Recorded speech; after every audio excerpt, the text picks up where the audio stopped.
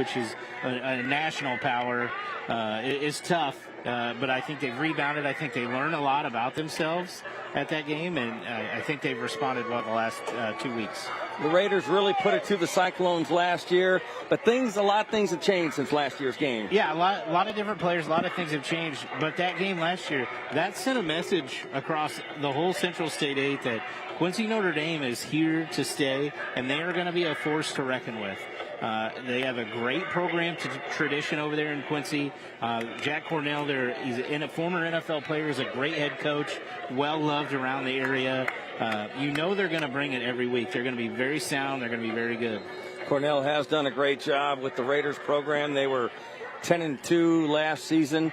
They want to get back to the playoffs once again. Cyclones and Raiders just about set here on a beautiful Friday night, week 4 of the high school football season. Yeah, lost to Moreau Forsyth in the quarterfinals last year in Class 2A, and I think the narrative going to that game was, they're a Central State 8 big conference champion against a small school, but don't let Quincy Notre Dame fool you. This is a great program. Of course, we talked about it on the preview show several times about how many points the Raiders defense has given up this season in 3 games. 6. A total of 6 points. So the average giving up 2 points a game, right? Yep. Oh, my goodness. We talked about special teams, too. This is an area Sacred Heart Griffin really has to take care of. They returned, 3 or 4 punts for touchdowns already this year? And the Cyclones will kick off tonight. Drew Ward, number 7, will do the honors for SHG. And we'll see who gets it for the Raiders. As you hear the PA announcer, they are fired up here at Ken Leonard Field. And there is tonight's kickoff, brought to you by Staff Carpet. All-American floors for all-American homes, and nobody will return that one. So 1st and 10, Quincy Notre Dame will get a look at their high-powered offense right away. Hey, the best way to not let them return is just kick it as far as possible. So good game plan already from the start here by Sacred Heart Griffin. Beautiful night. Really no breeze at all, so that doesn't look like there's no wind to be a factor at this point or anything. And I don't think it's going to rain, according to Darren Leeds. So I think we're good to go. So here we go. 1st and 10. Quincy Notre Dame. Both teams wearing the gold helmets. Raiders and Cyclones. On 1st down. John Benverlow, hands off. And Quincy Notre Dame has a great, I should say, running game. And Oliver Triplett, 3 touchdowns last week. The running back, the senior, not much there on 1st down. Now, the early penetration there from number 45, Joan Davis. He was in the backfield early and really got Triplett to spill that to the outside where he had a lot of black jerseys waiting for him.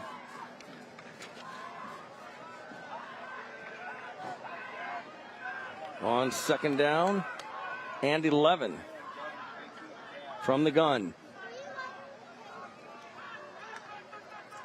Back to throw. Complete. Got some room. 25. Hit hard. But not until he gets the 1st down. And the catch that time there made by Gavin Dolman. And he's going to Western Illinois University. He's committed. Yeah, he can do a little bit of everything. He send him in motion right here, get him out in space. It's just like an extended run right there. Great job blocking on the outside to get Dolman some room and to get the Raiders a 1st down. And that's a Brandt Professional Agriculture 1st down. I want to thank Brandt, one of our 1st down sponsors all season long. 1st and 10 now, QND from their own 32-yard line after the 1st down catch from Dolman. Benverlow has plenty of weapons. Looks to throw again. Looking. Rolling right. Throws. Complete at the 36-yard line. And Braden Smith with the catch. Touchdown by... Yeah. Benverlow got kind of flushed out of the pocket, but actually it was really good protection up front from QND. Low throw, was able to get a few yards there on 1st down. It'll make it 2nd and 6 for the Raiders. Opening drive of the game just underway here in Springfield, Sacred Heart Griffin Stadium, Ken Leonard Field. On 2nd and 6. Benverlow, hands off, got some room, cuts back. Look at this, cross midfield, better get him. to the 40, 30, still on his feet, out the 25-yard line. How about that? Ollie Triplett, a heck of a run, a first down, a Brant Professional Agriculture first down, and then some. Hey, Ollie Triplett, not a big guy. He's not going to overrun you, but he has got some speed. He turned on the Jets. Great blocking downfield by the Raiders, and they're right back on the football. They sure are, and there's a handoff again. Other way, Ollie Triplett this time inside the 20. And QND is inside the red zone. And that is the Griffiths Construction red zone. When you call Griffiths, you get a Griffiths. Triplett again, another great cut on that outside run. It went against the flow, had a nice seam up the middle. Put him in second and short right here. Triplett, 5'9", 145 pounds, but he can fly. Under center is Vanderlo. Handoff, Triplett pauses, stops. I'll be back to the line of scrimmage. Yeah, not much there. The Raiders have an incredible run game. It's a big, big test for the Cyclones, no doubt about it tonight. And for QND, this has got to be the toughest opponent they've played so far, without a doubt. You know, not to disparage the other teams that Quincy Notre Dame has played, but this is definitely a step up in competition for them. 3rd and 1 from the 16-yard line of SHG. Venverlo under center. Fakes it, now hands off to Triplett, trying to find it, and he's got room for a first down, close to the 10, and that's a Brant Professional Agriculture first down as they move the chains once again. Again, nothing special there, just a simple counter lead play with the number 82, Stegeman, leading through the hole. Great job up front. Didn't need a whole lot, but got enough.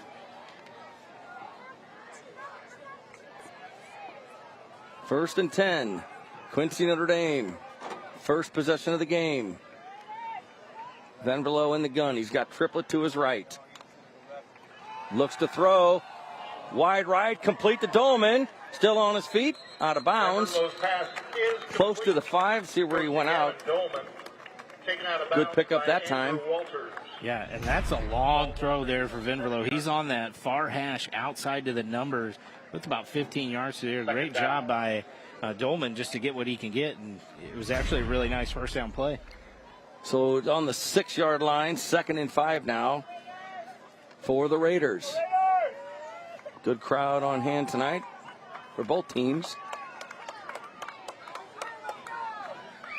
See what the Raiders do on 2nd and 5.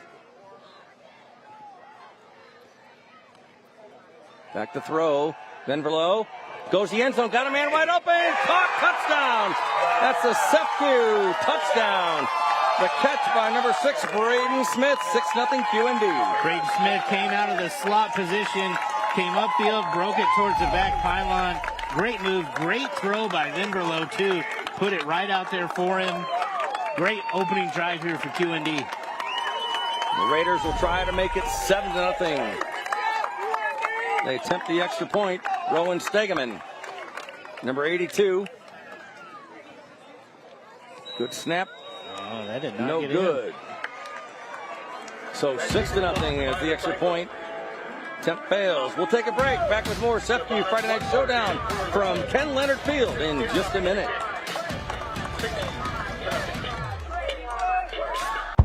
Welcome back to SEPCU Friday Night Showdown presented by Bob Riding's Family of Dealerships. Beautiful shot of the sky tonight. 6-0. Quincy Notre Dame takes the lead over Sacred Heart Griffin here in the first quarter. 8:13 to go. The Raiders had the ball one time. They scored, missed the extra point. And now we'll see what SHG does with the ball. Rowan Stegeman to set the kick for Quincy Notre Dame.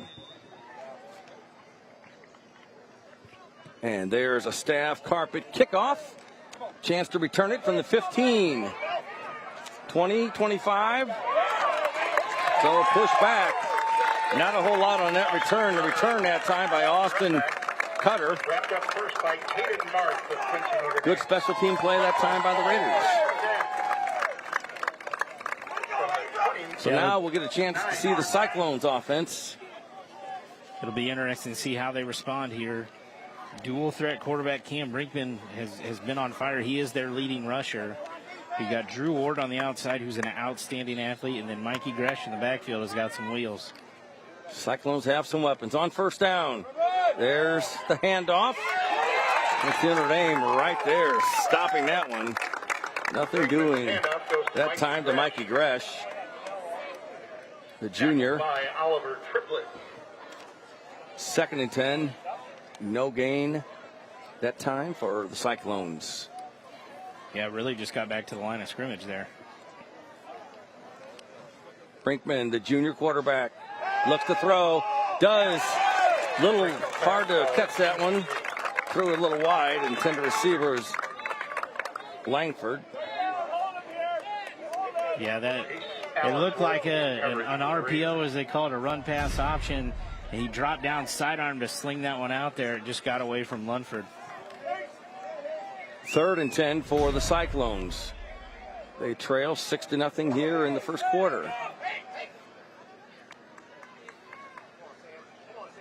Back to throws Brinkman. Has time. Fires it left side. Incomplete. Good defense by QND. So the Cyclones don't gain anything on their opening drive of the game. Yeah, good throw there by Brinkman. Delivered it right in the numbers. Wouldn't have been enough for a first down, but Coach Allison can't be happy with how that first drive went for the Cyclones. So punt formation for the Cyclones after no gain on their 3 plays.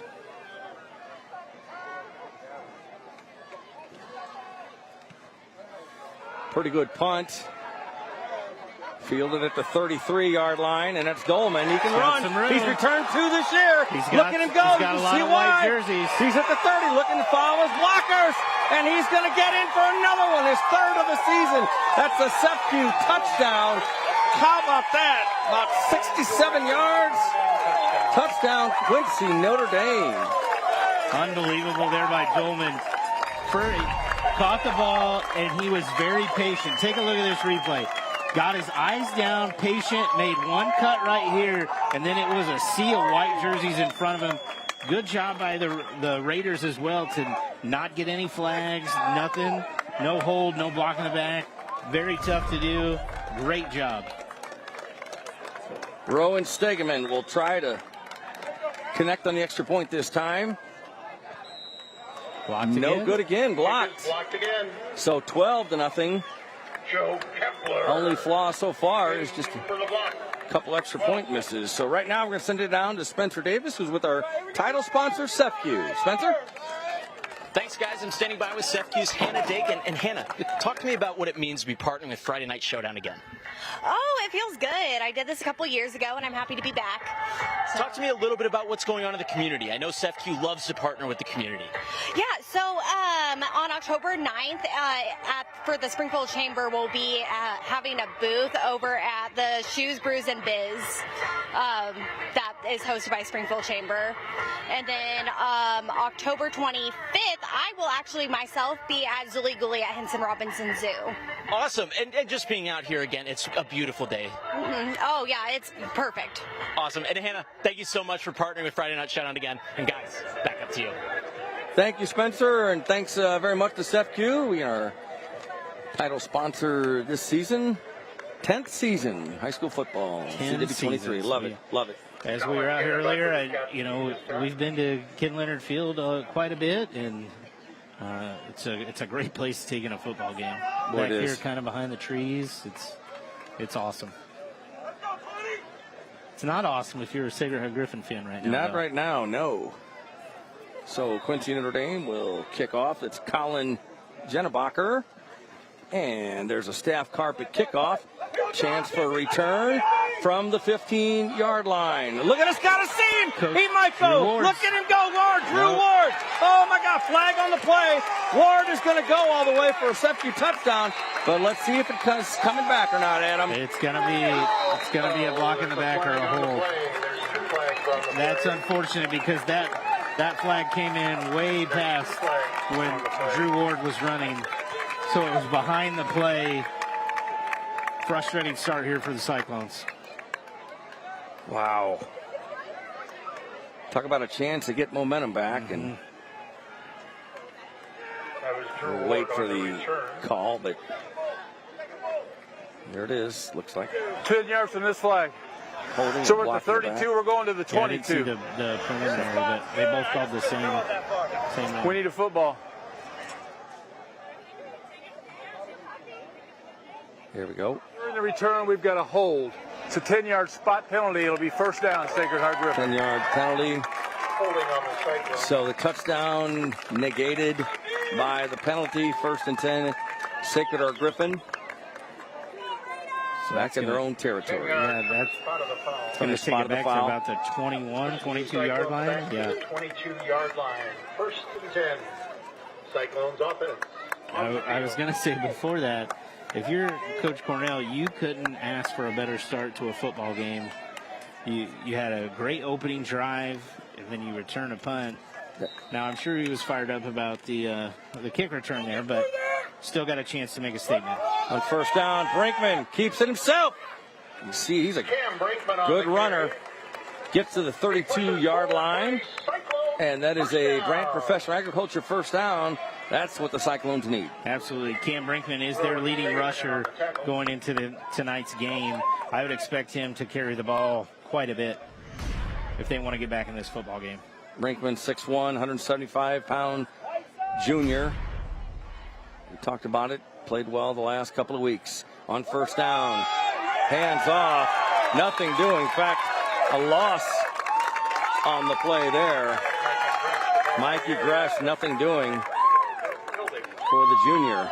They have really bottled up Gresh here. I think he might have a yard on 3 carries right now. Great job up front. Number 28, Cale Hilbing, flies in there from linebacker position and brings him down. A couple of Raiders were there in a hurry. 2nd and 10 for the Cyclones. They trail 12-0. There's a sweep. Let's see. Lunford. Javonis Lunford, the sophomore, 5'8", 155 pounds with a carry. See where they spot it. You know, simple jet sweep play, and great job by Quincy Notre Dame. He didn't have a whole heck of a lot of room to go anywhere, and he was able to get 5-6 yards on that play to get him positive. That was almost another negative play here for the Cyclones. 3rd and 3 for SHG from their own 40. Brinkman back to throw. In trouble, steps up. Good to get rid of it. He does get rid of it. Got a man open. Caught it. Inside the 20. Inside the 15 to the 10-yard line. How about that? Oh, my. Walters with the catch. And the Cyclones are going to get right back on the ball. Andrew Walters with a heck of a catch there and a good throw by Brinkman. And just like that, the Cyclones are inside the Griffin's Construction red zone. And it's a Brant Professional Agriculture 1st down as well. Great throw by Brinkman. He was under duress. He actually got a key block from one of his offensive linemen coming back because he almost had a hand on his back when he threw that football. I don't know how he got rid of that one. It was a great throw. Brinkman on 1st and 10. Looks to throw again. No, steps up. Breaks away from a tackle. Fires it, gets rid of it. Incomplete. Did a good job to get rid of it and avoid the sack. Yeah. He grew up a lot last year as a sophomore. He didn't start till about week 4 or 5, and really kind of grew up almost quickly too. As the Central State 8, there ain't a lot of easy games to play in this. So as a junior, I feel like he's matured a lot. He's making a lot of good decisions here tonight. 2nd and 10 from the Raider 13-yard line. Gresh is next to Brinkman. Pass left, got his man in stride. Inside just to the 5-yard line, so a good pickup there of about 5. So Walters again with the catch. Andrew Walters with a couple of catches here. Yeah, just a simple slant. They're kind of using their formations to their advantage to try to get some open space to create something. So good job by Coach Martin, Coach Allison to dial up some ways to get an open space. 3rd and 2 from the 5. Brinkman trying to get the Raiders to jump. He's got Gresh to his right. On 3rd and 2. Brinkman hands off to Gresh. Got a hole. And he is in. It's a SEPQ touchdown for SHG. Gresh with the 5-yard run. How about that? 12-6. Yeah, great job up front and good run there by Mikey Gresh. Really the first time he's gotten past the line of scrimmage here tonight, and he did a great job to get in the end zone. Took a hit there at the end, but good response there by the Cyclones. Had the penalty on the kick return touchdown, but came back and got 6 points. They need to get back in this ball game. That's a good way to do it. Cyclones will attempt the extra point. Brinkman the holder. The kick is up, and it is Emily Short with the kick, and it is good. So it's 12-7. SHG right back in it. Right now, let's send it to News Channel 20, Sammy St. Jean, who's with our presenting sponsor, the Bob Ridings family of dealerships. Sammy St. Jean joined alongside Wade Muller yet again here from Westtown Ford, and it's week 4. It's hard to believe. How are we already here? Time goes fast. When you're 3 weeks in, third of your season's over. You're starting to talk about, like, are we playoff eligible? What do we have to do to be playoff eligible? Those questions kind of start hitting coaches and players' minds right around this time. So really a crucial part of the schedule. And I mean, for these two programs that we have here tonight, they're probably worried about the playoffs even preseason. Quincy Notre Dame, SHG, two incredible teams last season and historically. What's got you amped up about this one? Well, I have some experience following Quincy Notre Dame for different reasons over the years. You know, they come into the conference and win the conference. I'm sure nobody else in the conference thrilled about that, you know. So, SHG obviously eager to take back a little bit of supremacy within the league. QND looking to continue to prove that they belong in there. This will be a really heated, good football game. Definitely awesome. Thank you. But that'll do it for us. Back to you guys. 26 to go, first quarter. Cam Ward will kick off once again Drew Ward, check that. Will kick off again for SHG, who, like you said, Adam, a good answer there. They get a touchdown, get the extra point. And there is a staff carpet kickoff. Will Doman get a chance to return it? He will not. So 1st and 10 from the 20. Quincy Notre Dame with the ball. I think there's a lot of held breaths on that one. That was veering towards the sideline. And, you know, on this turf, you get a wrong bounce, then Quincy Notre Dame starting this possession with great field position. All right, let's go down to check in with Spencer Davis. He's going to give us the Gruning Health and Wealth sideline report. Spencer?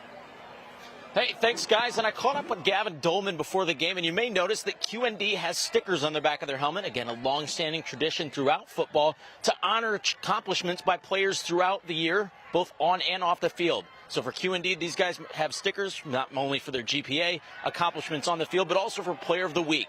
So we'll see who can earn a couple more stickers tonight as they play SHG. Guys, back to you. Thanks, Spencer. On first down, Jace Allensworth with the reception. So get to 7. It'll be 2nd and 3. Yeah, just a great first down throw here. Underneath pass. Dolman out front blocking. I've been impressed with the receiving core on the outside blocking for their brothers running the football. They've done a great job, and that's what gets you those extra yards. 2nd and 3 for QND. Venberlo looks to throw. In trouble, gets away, fires it deep.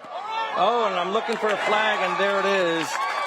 Got to be pass interference against the Cyclones, I would certainly guess. Yeah, Mikey Gresh is going to argue that ball was way too far to be caught, but I don't think that argument's going to work very well. Here's the call. Defensive pass interference is a 15-yard penalty, first down. Interference call on the Cyclones. First down. So not what the Cyclones obviously wanted or needed, but so it's a Brant Professional Agriculture first down for Quincy Notre Dame.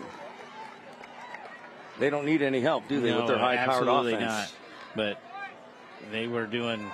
Football placed near the 42-yard line. Okay. I think there was a little discrepancy over where the ball was going to go. I knew it was a first down, but yeah, okay. They did a great job flushing Venverlo out of the pocket, but just unfortunate. They were both kind of jockeying for position, and that's going to get called every time. On first down, Venverlo gives the triplet. Look at him fly. He's got some room. Cuts back. You better get that guy. 40, 30. One guy to beat. Out of bounds inside the 10-yard line. That's the brand professor agriculture first down for Oliver Triplett, and the Raiders are once again inside the Griffiths Construction red zone. I mean, when you look out there at Ollie Triplett, he's not going to intimidate you at all, but he should. Look at how fast, and he broke away from some really quick Cyclone defenders, and he's done a great job here in this first quarter. First and goal. From the 10, first and goal, Quincy Notre Dame. You give him a little hole and forget it. He's tough. Cyclones really need a stop here on this series. Venverlo, the Triplett. No, Venverlo keeps it, goes left. Breaks away one tackle, but thrown back for a loss. So good Cyclone D right there this time. Stopped by Wyatt Coffin and Emery Green, number 52, the 6'2", 200-pound senior, Emery Green. Yeah, the Venverlo, that ball almost popped out. I don't know if it was Emery Green or one of the other Cyclone defenders. Came chopping down on it, and that ball almost came loose. That's something SHG would love right now. 2:53 to go here in the opening quarter. 12-7, Quincy Notre Dame. Second and goal for the visiting Raiders. Dolman in motion. Back to throw is Venverlo, looking. Got some room, and he's going to keep it. Why not? To the 5, and that's all he gets. Thought he had a chance to get a little further. He did not. Cyclones come up with the stop here, so it'll be third and goal for the Raiders. Yeah, they closed on him quickly, but great decision by Venverlo to bring that ball down and try to get in the end zone. Got flushed out of the pocket, hands high in the air, and made a good decision to get only, probably 3-4 yards, but tough running there by Venverlo. Tough yards, but it's third and goal from the 5. Triplett in the backfield. Venverlo under center. Gives the Triplett, goes up the middle.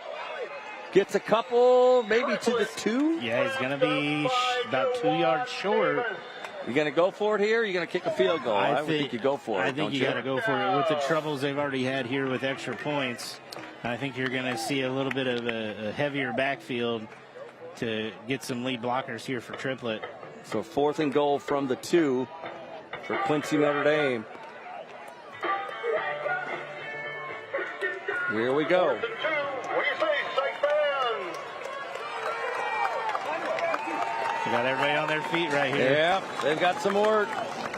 We got some bigger bodies back there to lead him through. Triplett does get it. Last man in, and he gets it. Triplett with a SEPQ touchdown. They have it. Quincy Notre Dame. Actually, no, they're going to mark it no? short, Paul. Oh, they my came goodness. in. I apologize. Oh, my goodness.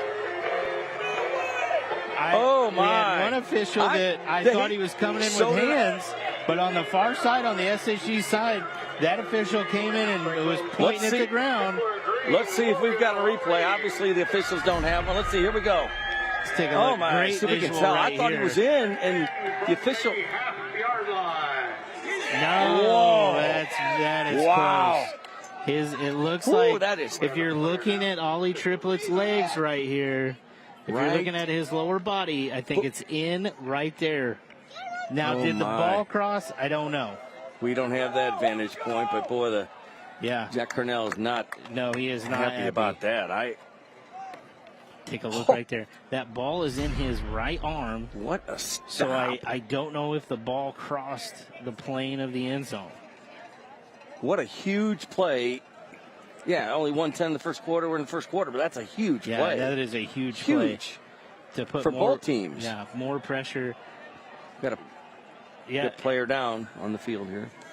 Sacred Heart Griffin not out of the woods here with that ball on the half-yard line. But, boy, to stop a potential touchdown and extra point, look at this. Again, that's the only angle we have of this. So the ball is in his right still- hand. And Mikey Gresh, that hit right there, I mean, I don't know if his upper body crossed the plane of the end zone. And which would make sense that the official from the far side could see that, where the official on our side, I think, thought he crossed, but he didn't have a clear visual of it. That ball could not be. Line up for the Cyclones. If he didn't get in, it was by an inch. By inches, yeah. I mean, my this is a goodness. game of inches, and that All right. shows you why. But SHG deep in their own end zone. deep. They have on to be first careful down. right here. Brinkman's going to throw. Goes, got a man. Dolman almost picked it off. Intended for Andrew. Walters was the intended receiver at about the 40-yard line. Long pass there. Brinkman's arm, he's stronger, got more strength in it this year. They've talked about that. That was a beautiful throw. Just laid it out there and challenged the Western Illinois commit to see if he could. He almost made a play on that ball. Walters did have a step on him, though. So 2nd and 10 Carlton, the North, check. for the Cyclones from their own 1. 1:03 left in the first quarter. Have to be careful right here. Grash gets it. Get out of that end zone. He does. Got some room. Look at him go. And how about that? Picks up a first down. A Brant Professional Agriculture first down. That's a heck of a run. I thought I was worried about him when he was in the end zone. If you're a I was Cyclones holding my fan. breath over here right there because I thought that is dangerous to spill that to the outside. You're just giving the Raiders more time to come up and make a play. The QND sideline wanted an illegal block there on the outside. It's a bang-bang play. I don't know if that's ever going to get called. So 1st and 10 Cyclones from their own 19-yard line. They obviously now have some breathing room after being backed up in their own end zone. Back to throw. Brinkman fires it. Complete to Gresh. Goes wide. Out of bounds. Quincy Notre Dame fans are yelling for a hold, but short gain for Gresh. See where they mark it. Yeah, just a swing pass to try to get Gresh out in some space rather than handing the ball off. Didn't have much luck there, though. Ball at the 28-yard line. 2nd and 7, SHG. They trail 12-7. They just came up with a huge stop on the Raiders' last drive. Brinkman fires it. Complete. Out to the 35-yard line. And Andrew Walters, and that's good enough for a Brant Professor Agriculture first down. A bang-bang play. Cam Brinkman, I wonder if he's was on the state championship baseball team. He slings that ball out there like he's a Major League Baseball pitcher. But great throw by Brinkman. Cyclones moving the ball. Don't know if they'll get this play off before the quarter ends. Brinkman trying to draw the Raiders off, and I think that's going to be it for the first quarter. What a quarter. So, wow, had a lot in it. A lot of big plays in that one. So we'll take a timeout break. 12-7, Quincy Notre Dame over SHG. Back with more SEPQ Friday Night Showdown from Ken Leonard Field in just a minute.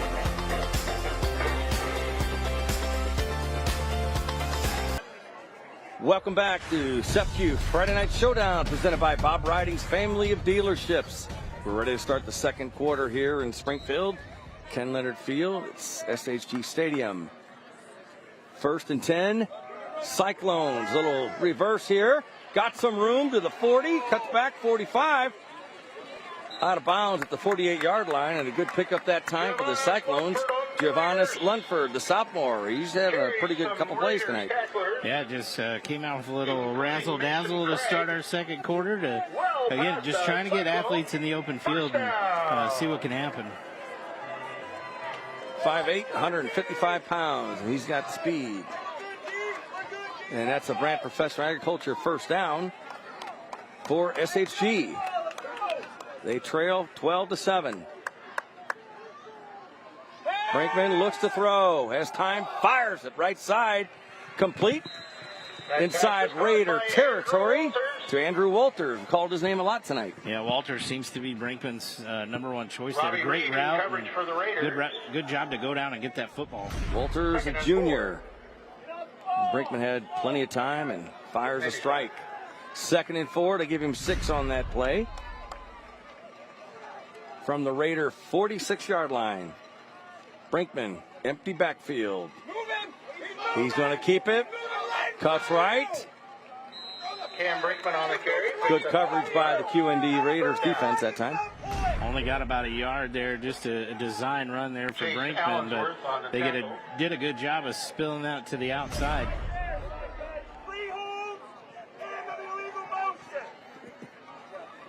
As we said, a good crowd on hand tonight.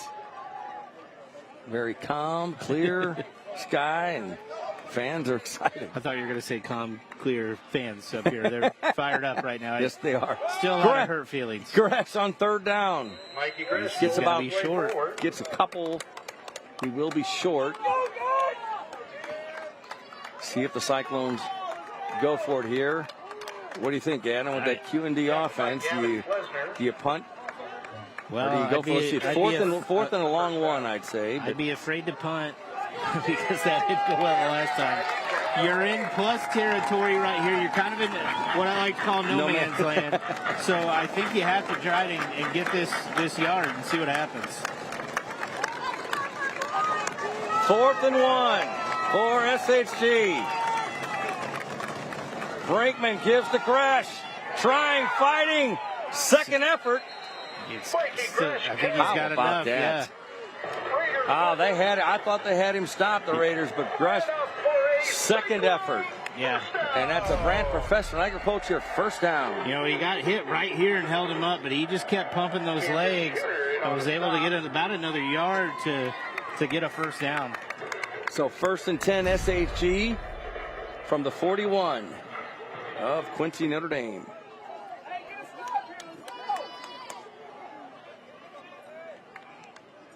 $9:14 to go here in the second. Brinkman fakes to Gresh. Plenty of time. Fires it. Complete. Up to the 31-yard line. And how about that? Jerron Davis gets the catch that time. The Cyclones mixing it up. Another weapon. Yeah, a little fullback. You don't see a lot of those in today's football, but play action. He leaked out into the backfield, and good job by Brinkman to set his feet and deliver a throw there to Davis. So 2nd and 1 now for the Cyclones.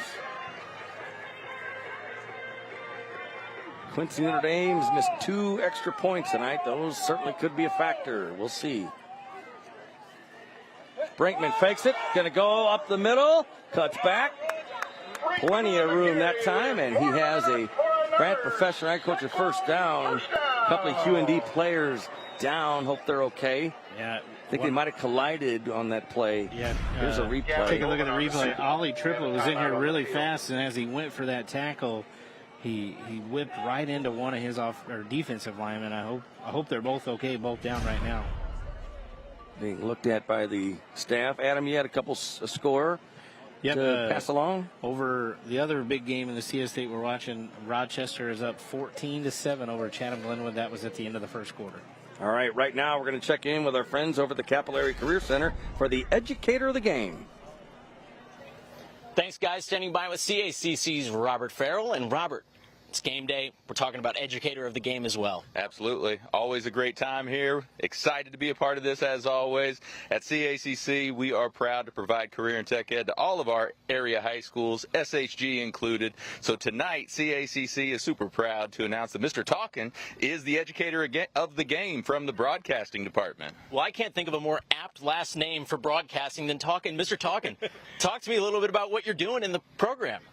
Well, it's a program that kind of started when we built the stadium, actually. We had the chance to get all this great tech with a bunch of different cameras and the big video board, and the school decided they wanted to basically put kids in charge of it and allow them to learn by doing. So all the audio-visual stuff here in the stadium is all run by students, as well as during the non-sports times, we do a lot of filmmaking and actually even do a spring film festival where we debut all their films in our theater back at the main campus. Incredible. And what does it mean to have CACC support? It's awesome. It's awesome to know that we've got great partners with CACC, and to always be working with them. I know we send a lot of great kids, a lot of great SHG kids go over there. All right. Well, we really appreciate it, Mr. Talkin. Congratulations, Mr. Farrell, as Absolutely. Always. And guys, back to you. All right. Thank you very much. Thanks to the Capillary Career Center. Appreciate everything they do. So 1st and 10 here in the second quarter. Brinkman from the gun has Gresh to his right. from the 28. Brinkman keeps it, looks for a hole, has one. Still on his feet. Good run to about the 21-yard line. Blocks by Osland and Mahoney. Gets 7, so second and probably 3 for the Cyclones. Yeah, again, Cam Brinkman's going to get featured. I've said it a few times. He's their leading rusher, so you have to be aware of pulling linemen and different things that they can do to have a quarterback that can carry the football. Second down. Second and 4, they're going to call it. Give him 6 on the pickup. Cyclones take their time. Trips right. Brinkman again calls his own number. Has room in a hole. Better catch him.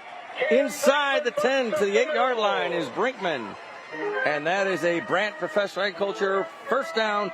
And the Cyclones, of course, inside the Griffith's Construction red zone.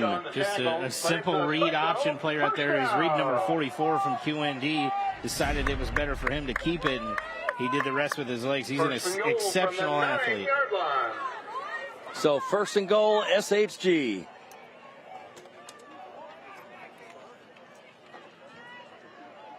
Cyclones in no hurry to get this play off.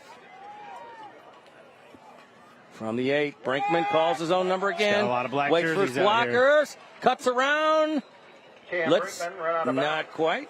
He's close, but not in. So it'll be second and goal. SHG. See where they spot it. We were the 2. We were here a few moments ago, and where it got real tight down here. Let's see if QND can make a goal line stand of their own and keep the Cyclones out of the end zone. See if the Cyclones go to Gresh or Brinkman keeps it. Or they do something else. They could. Second and goal from the 2. Brinkman to Gresh. Left side. He's in. Gresh with a SEPQ touchdown. The Cyclones take the lead with 6:54 to go in the second. Great job by Sacred Heart Griffin. That's a 99.5-yard drive right there to get back and take the lead now in this ball game. Just an unbelievable turn of events that we've had these last 2 drives. Cyclones will try to make it 14-12 here in the second quarter. Like you talk about some momentum swings, yeah. We've had plenty of them already. Yeah. Still pretty early here in this football game. And Cyclones will, Andrew Hoffner will attempt the extra point. Low snap. Kick no good. No, he got it. So 13-12. We'll take a break. Back with more from Sacred Heart Griffin in just a minute.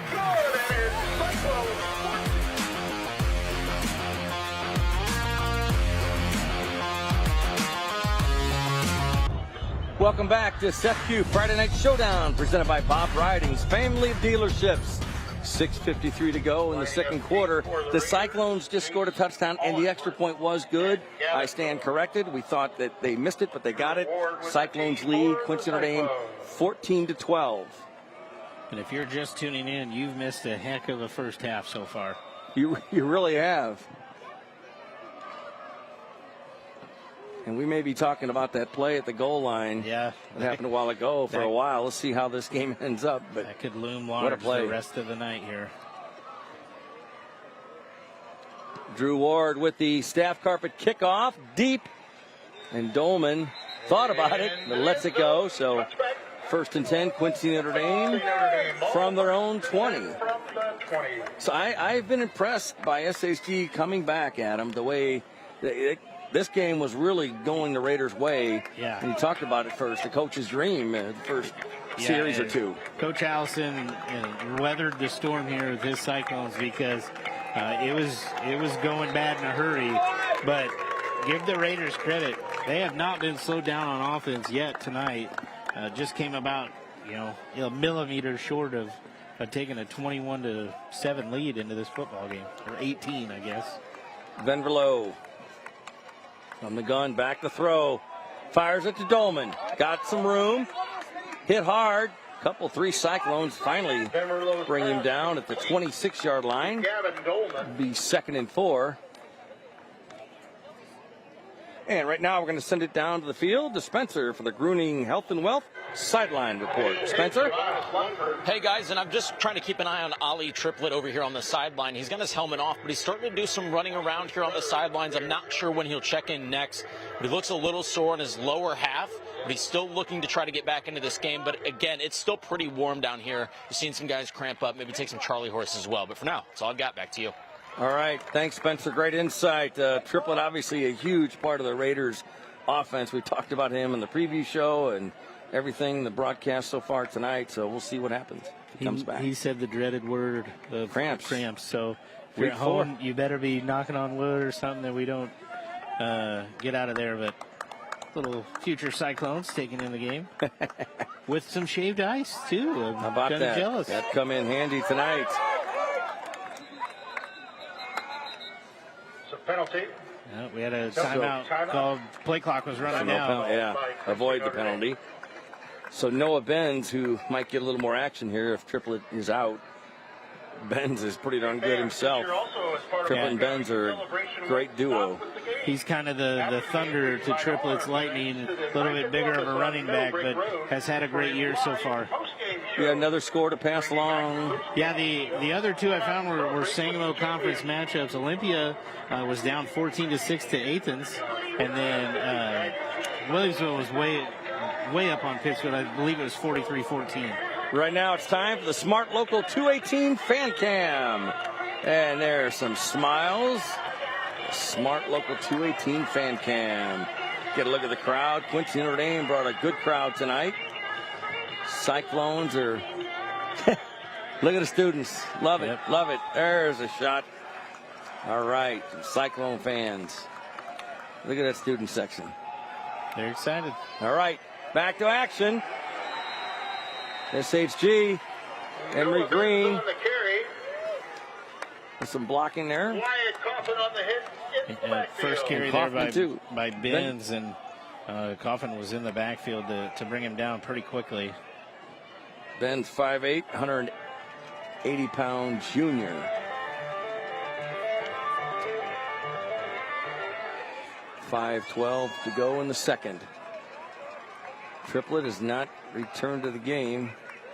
We'll keep an eye out for him. Back the throw. Venverlo rolling. Fires it, tipped in the air, out of bounds. Nothing doing that time for Quincy Notre Dame, so it's going to be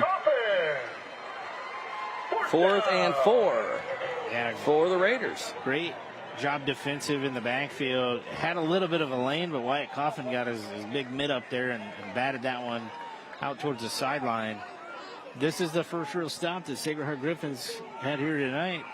Hopefully, maybe they can turn this into something else. Sophomore Caden Marth is in punt.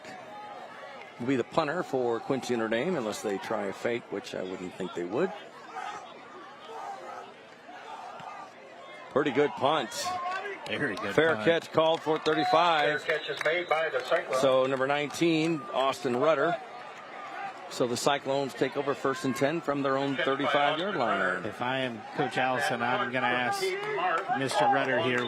He had a ton of room in front of him. I thought maybe he could have got a few yards on that return, but you can't ever question a punt returner's decision. Caught the football. That's what's most important. Do need a shout out to my guy Ben Marth from Muddy River Sports over in Quincy. I sent him a message. I saw him down on the sideline. I wanted to hear what he said. He sent me a message back, said Triplett was about an inch short. If he were a little bit taller, he might have got in, but he didn't think the ball crossed the plane either. So thank you to Ben Marth. His son was the punter right there, and he's a great guy. Appreciate the insight. On 1st down, Brinkman, not much there. In fact, nothing there. Loss on the play. So if you just joined us, we're talking about a play that happened at the goal line. Quincy Notre Dame thought that they were in. It was a close play, and it'll be one that gets talked about probably for the next few weeks for both of these programs. But this is what I expected to see out of tonight's game. A very, very tough defensive battle with these high-powered offenses, but I thought the defenses, again, were going to take a little bit of more of a front center stage. Brinkman takes his time. On 2nd and 9. Ready to go. Back to throw. Brinkman's looking left all the way. Steps back. Running. Fires it right. Complete at the 47-yard line to Gavin Page. So how about that? Great job there by Brinkman. That was a good play by Brinkman because he was looking left all the way. Then he started to run, and to Brant Professor Agriculture, first down. Yeah, Brinkman started on this side of the field and was looking for Drew Ward, and he was covered over the top and underneath, so scrambled and was ever able to get that one over to Fay. On first down, look at Gresh. Cuts back to the 37-yard line of Quincy Notre Dame, and that's a Brant Professor Agriculture first down for SHG. Yeah, great play call right here to get Gresh out in the open. You know, he's a dynamic athlete. It's going to take more than just a simple hit to bring him down. Good blocking by the SHG lineman on that one. 14-12, Cyclones lead.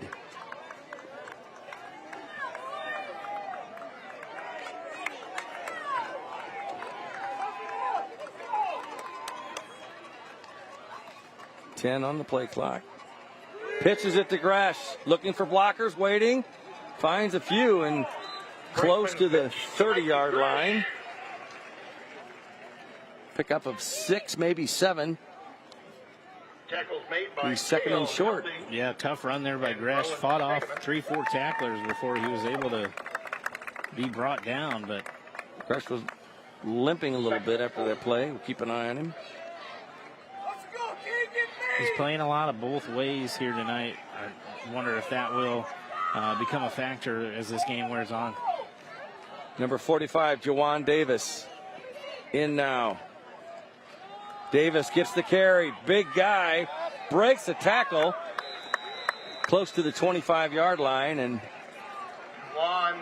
that's going to be a Brant Professor Agriculture first down. So Davis comes in and gets the first down. Yeah, bigger back there than Gresh, so he was able to fight for 2-3 extra yards after he was initially tackled. 5'9", 210. Try to bring him down. On 1st and 10 from the 26. There's the handoff. Cyclones mixing it up this time, and that time Thomas Southern with the carry. First time he called his name. So the Cyclones bringing out more of their weapons. They're just running a few guys out on the field. Trust them a few different ball carriers, but great job there by Southern. It's a big first down run. It certainly is. 2nd and 3.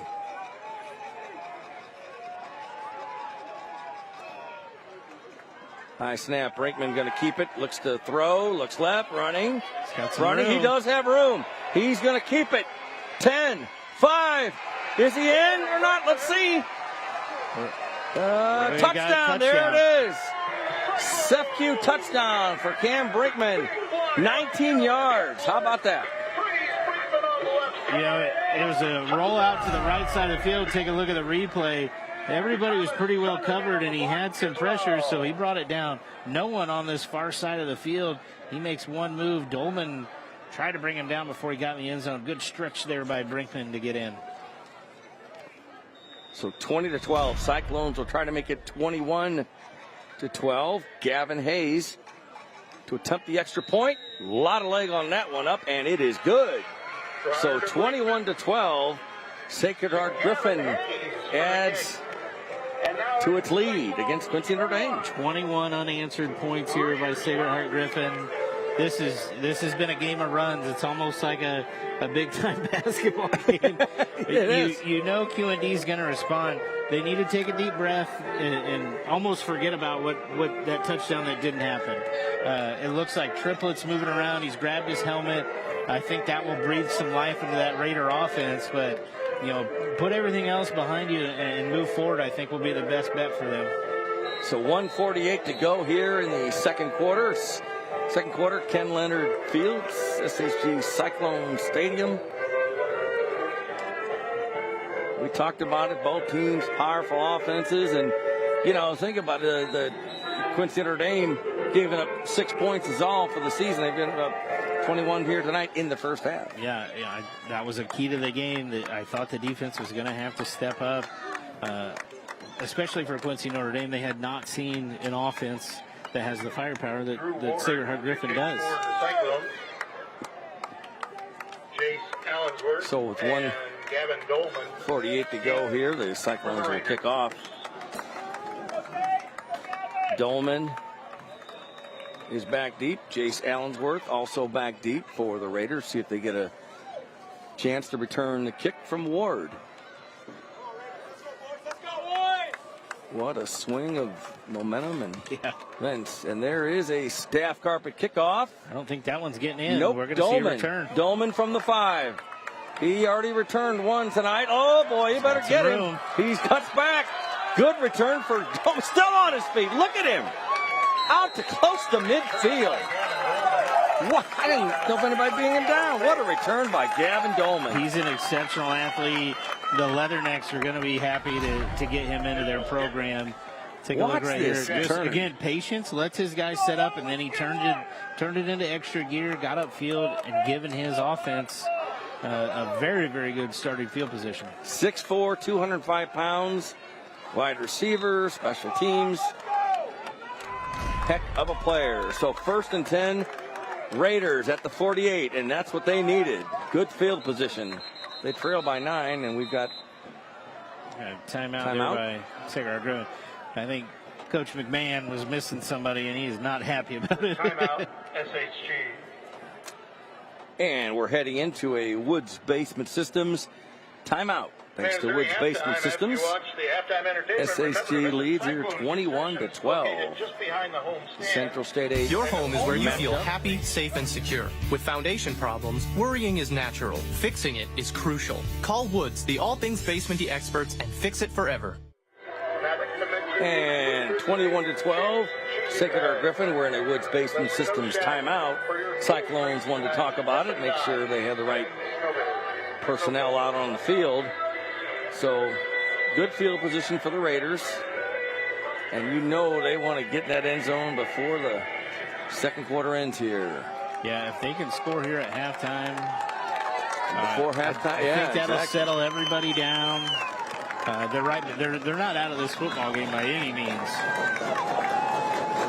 Triplets back on the field. High snap. Venverlo steps up. Gonna fires at the last minute. He fired a bullet, and it was just too hard to handle for Braden Smith, number 6. I thought for a second there Venverlo was going to run it. Had a little bit of room, but threw it the last second. Yeah, and this was a hair longer, and he's crossed the line of scrimmage. So just an unfortunate drop there for Smith. He had some room out in front of him. I think he was looking too far upfield before he caught the football. 2nd and 10 after the incompletion.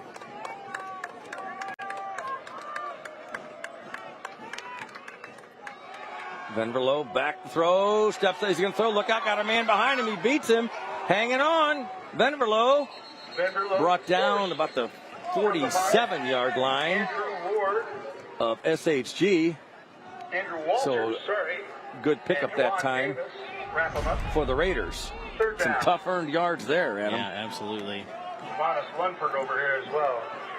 So 3rd and 4 for the visiting Raiders. He's getting some early pressure in his face. It's causing him to step up in the pocket and scramble.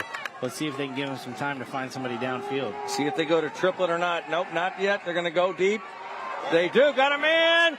Caught it, Dolman. Inside the 10 to the 6. That's a Branch Professor head coach, a first down, and they're inside the Woods Basement Systems red zone. Wow. When that ball came out of Venverlo's hands, I thought there's no way Dolman's coming up with that. But then I remembered he is 6'4", so he's got some outstretched arms. 1st and goal from the 9. 40 seconds to go in the quarter. Venverlo fires it. Triplet breaks a tackle and in. Fumble, but I think he was in, and he was in. That's a SFU touchdown for Triplet, who hadn't had the ball in a while. He's obviously fine. And he's fired up now. 21-18. What a game. And let's see if Quincy Notre Dame goes for 2 or the extra point here. Two great teams here tonight. Great job by Triplett there. He had a black jersey on him almost immediately. Was able to spin out of that. He's a slippery guy. And dove in the end zone and had enough to get in. Nope, I thought they were going to. Timeout with 31 seconds. I think it was making sure a player got off because they had a player down, but he's walking off the field. So it was officials. Yeah, officials timeout on that. Take a look at this last play. What a wow! Just the Dolman catch. Dolman catch. Perfect. Nobody else probably catches that. No. All right, back to live action. They're going for two. The Raiders are. Dolman in Denver motion. Lowe. He's got Triplett. Denver Lowe looks to the man who was in motion. Dolman caught it. Good.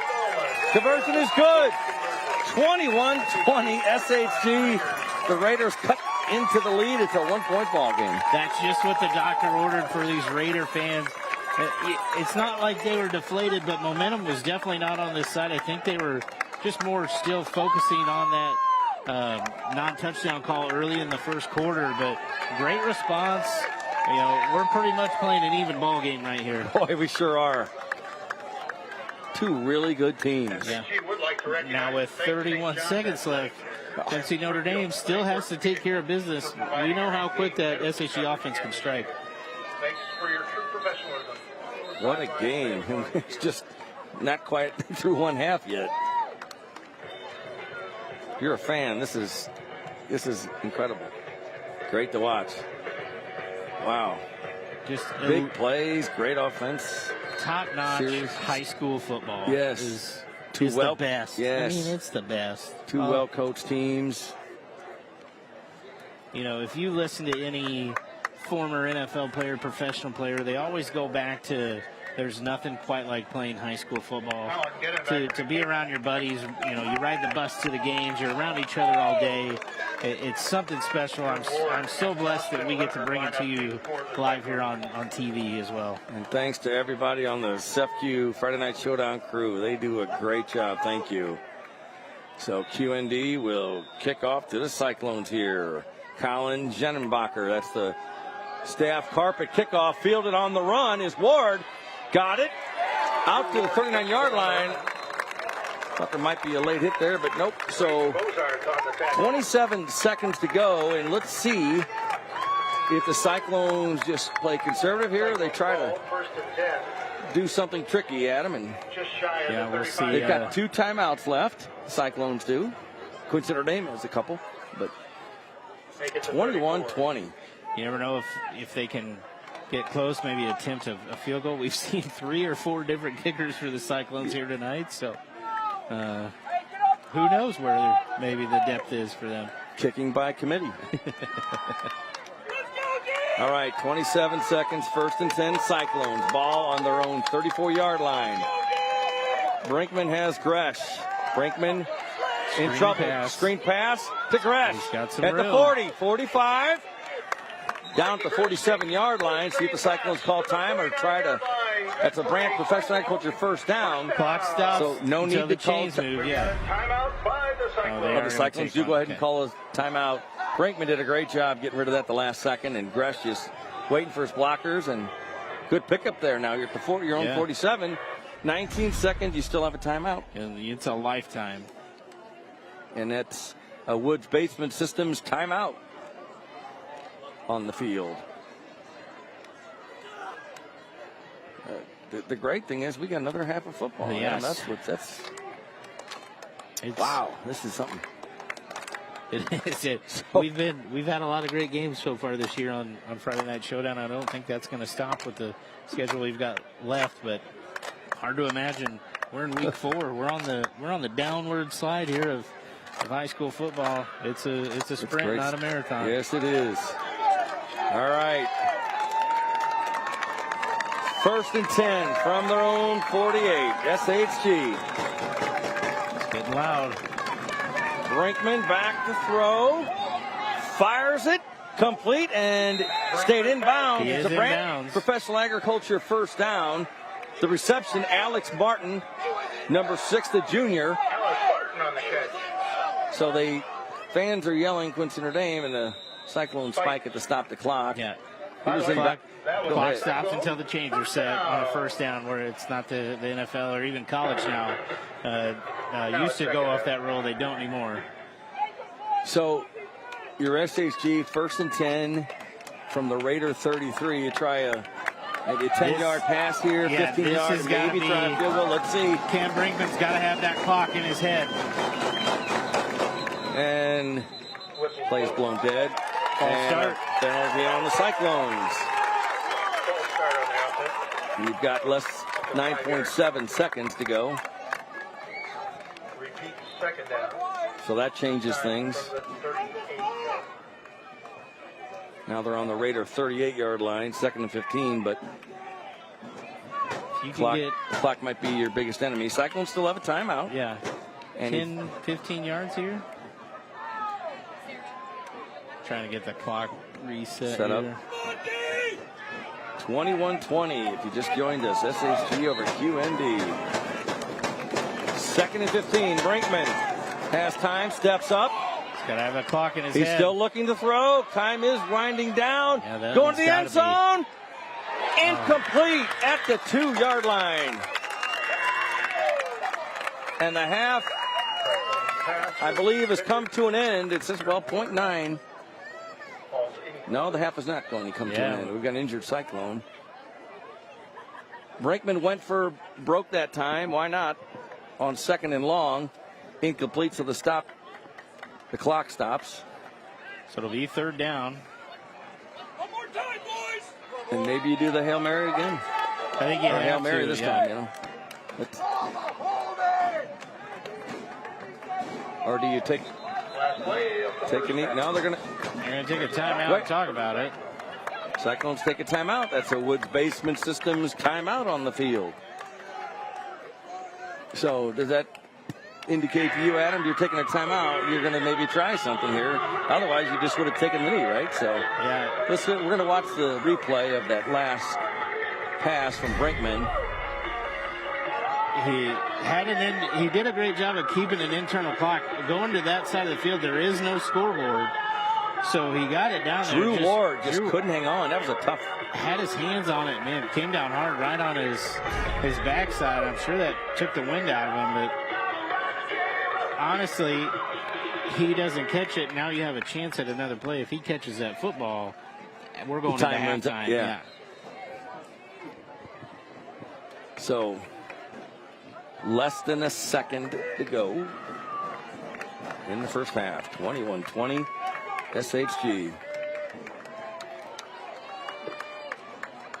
Ball is on the 38-yard line of Quincy Notre Dame. And you hear the fans, Quincy Notre Dame, they want to stop here. Probably the last play of the first half. Brinkman in rolling, way back, and nothing to lose, just throw it. Let's see. Still running. Got to fire it. Fires it from the 50-yard line. Hail Mary. And SHG caught it. He caught it. He caught it. SFQ touchdown on the Hail Mary. Oh, my goodness. And who got it? Andrew Walters. Unbelievable. Oh, my goodness. The Hail Mary works. Andrew Walters and the Cyclones are ecstatic. They have to be pumped with where they are right now. Oh, my. Brinkman extended that play, Adam. That was going to be the last play. He kept going, got out of trouble, and fired it from midfield. Cyclones will try to make it 28-20 here as play will come to an end here in the first half after this extra point attempt by Emily Short, the senior. Short, plenty of leg on that, and kick is up, and it is good. 28-20 SHG, and Quincy Notre Dame has to be shocked with that one. Yeah, if they have to be upset about anything, it's that play right there. But they played a great first half. SHG has to be just ecstatic with having to go in with a 1-point lead. I think they would have been, Coach Allison and his staff would have been very happy. But now to go up by a full touchdown is crazy. I wouldn't have guessed that an hour ago. And we're going to catch up with SHG head coach John Allison in just a minute. Spencer Davis is going to get his thoughts, Coach Allison's thoughts on the first half. And what a first half. I'm anxious to hear.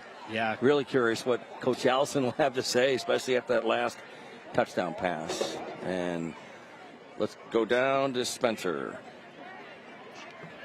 Coach, heck of a end of the first half there. Obviously up on the scoreboard, 28-20. What went right in that first half?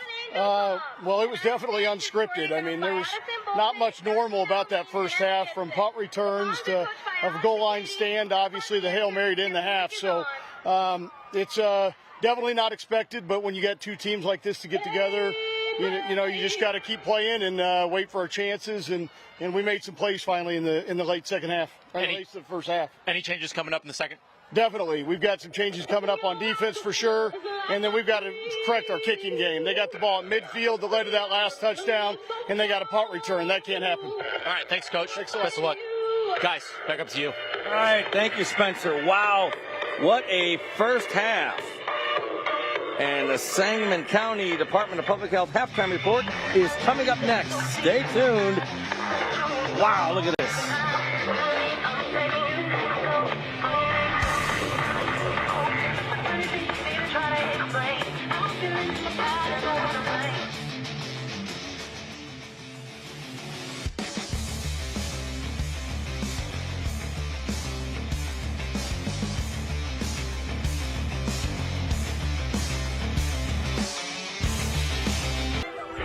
You're watching the Sangamon County Department of Public Health halftime report on Friday Night Showdown. Earlier today, SEFCU presented Sacred Heart Griffin High School with a $500 donation to say thank you for hosting tonight's Friday Night Showdown matchup. SEFCU will make the $500 donation to each Friday Night Showdown host school throughout the season for use for the general fund. SEFCU is proud to support our communities, our schools, and our students with Friday Night Showdown. And you're watching the Sangamon County Department of Public Health halftime report on Friday Night Showdown. Back with more from Ken Leonard Field in Springfield in just a minute. You're watching the Sangamon County Department of Public Health halftime report on Friday Night Showdown. Throughout this Friday Night Showdown season, the law offices of Frederick W. Nessler and Associates will recognize an exceptional senior student athlete from each participating school with a plaque presentation prior to each game. This week's law offices of Frederick W. Nessler and Associates Scholar athletes are from Sacred Heart Griffin High School, Drew Ward. Drew has a 4.6 grade point average, was part of the 2022 football state championship team and 2025 baseball state championship team. He's a three-time academic all-conference honoree in both sports, a high honor roll student, and a member of the service and mission class. And from Quincy Notre Dame High School, Gavin Dolman. Gavin is a 4-year varsity athlete in football and baseball and a 3-year varsity basketball player. An all-conference football honoree and all-state academic selection, he's made the honor roll all 4 years while also volunteering with youth sports. Gavin is committed to Western Illinois University. These students are also eligible to win a $5,000 scholarship to be presented at the end of the season, courtesy of the law offices of Frederick W. Nessler and Associates. They are proud to support and encourage exceptional student athletes across Central Illinois. Congratulations to both of this week's scholar athletes, Drew Ward from Sacred Heart Griffin High School and Gavin Dolman from Quincy Notre Dame. You're watching the Sangamon County Department of Public Health halftime report on Friday Night Showdown. We'll be back with more in just a minute. And you're watching the Sangamon County Department of Public Health halftime report on Friday Night Showdown. Hey, Adam, it's time for the Game Day Men's Health Back in the Game segment. What's it going to take for the Raiders to get back in the game? Honestly, I don't think it much. Coach Cornell had a great game plan coming into this game.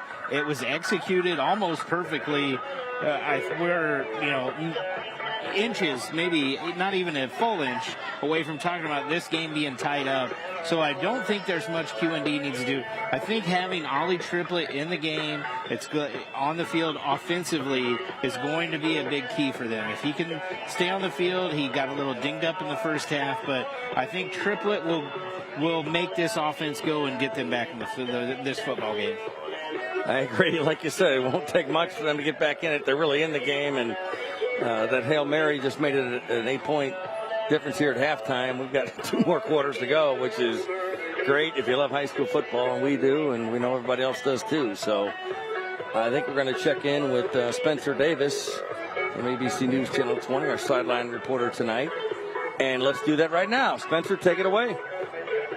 Hey, thanks, guys. I'm standing by with a couple of representatives from our esteemed schools taking on each other tonight. We'll start with SHG. And first off, I'm hearing that you guys have a new engineering lab. We do. We actually are really blessed with a donation that we just got from the Dayton family. So we're able to build this engineering lab. We dedicated some space. We have some new 3D printers, a lot of electronics. We've refurbished the room, so we're really hoping to grow our STEM program. Amazing. And then over to QND, what do you guys have going on over there? Well, we have education going on each and every day.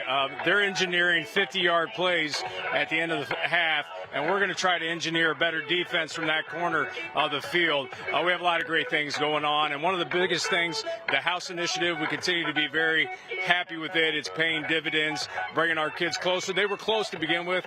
They're getting ever closer, and so that's really become a bread and butter thing for us. And engineering, honestly, is something we're exploring. So, colleagues, we can talk. We can talk. Well, let's go over to SHG. And again, thank you so much. And what does it mean to just be a part of this Friday Night Showdown? You know, it's amazing, and it's even more special when we get to be with schools like QND, because I think we're all so close and work so closely together, and we have amazing schools. We really do. So. Same goes to you, Mark. What does it mean? Yeah, very similar. I rode over with my older brother, Dr. Chris McDowell, and he's affiliated with SHG. And so we rode over together, smiled, and said, we'll see you in a few hours. So, as she said, it's a great opportunity. 2 Catholic schools in the neighborhood, 2 teams that should be playing each other. And while the football is impressive, you know, longevity, lifelong trajectory, we have a lot more going on. So the football is one example, and it's a great chance for us to get together and have that friendly rivalry. Awesome. Well, thank you guys so much, and best of luck in the second half. Guys, back up to you. All right. Thank you very much, Spencer. And Adam, we're going to take a look at some highlights. I don't know if we have enough time, Adam. A lot of highlights in the first half. Yeah, QND started out hot with Ben Furlow throwing for a touchdown.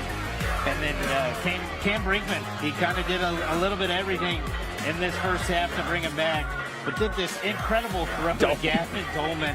That got Quincy Notre Dame back within 21-20 with this touchdown here by Triplett. It was a flurry of action within like the last 45 seconds. And it'll get capped off. 2-point conversion, again, makes it a 21-20 game. We thought, okay, we're going to go into halftime, but oh no, Paul, we're not. Look at this. Brinkman took all day, but boy, was it worth it. Look at him go. Cuts back 2-3 times and then just unleashes a bomb. Oh my gosh. 50 yards. It might have registered on the Capitol Airport radar for being up there. And we are 28-20 SHG at the half. And we'll take a break. You're watching the Sangamon County Department of Public Health halftime report on Friday Night Showdown. Back with the third quarter in just a minute. Welcome back to Step 2 Friday Night Showdown, presented by Bob Riding's Family of Dealerships. I'm Paul Wappel, Adam Anderson, Spencer Davis, our sideline reporter. 28-20 our score at halftime. SHG, the home team, leads the Quincy Notre Dame Raiders in what was an incredible first half, not just because of 48 points, but the big plays that maybe when they didn't get in the end zone. It's just incredible. It just was. Yeah, if you need to take a bathroom break, now's the time to do it, because we're going to be in store for a great second half. Let's go down to Spencer. What do you have, Spencer? Coach Cornell, trailing at the half here. What are you guys looking to do in the second? Yeah, I think we just got to control. We control. Obviously, we left some big plays there at the end of the half that we got to contain. But I really like the way our guys are moving the ball. We got to tackle better. We got to cover better. But I mean, overall, really proud of the effort. I mean, this is a game that we're going to have to go win for sure. All right, appreciate it, Coach. Yeah, Thanks, guys. Back up to you. All right, thank you very much. Appreciate Quincy Notre Dame coach Jack Cornell's insights. Thank you, Spencer. And just a very calm demeanor, and I completely am with Coach Cornell. There are a few big plays that, you know, the Hail Mary at the end of the half's unfortunate to go down 28-21, but they did a lot of really good things in this first half. I think both coaches kind of echo that sentiment. changes are going to get made. There's some things they got to shore up, but both know they're in for it's going to be maybe whoever has the ball last in this game. It may as well come down to that. I'm excited about the second half here. Beautiful night for Big high crowd, school football. I think I saw some Springfield High Senators in this stands too. Hey, that's us. Gotta say, how you doing? Thanks. Perfect time for me to say happy birthday to my wife, Leanne. Happy birthday, Leanne. 29. Oh, forever. 29 again. That's awesome. 29 forever. That's awesome. Drew Ward. All right. Austin Rudder deep. So the Cyclones will receive here in the second half, To kick off. leading by 8.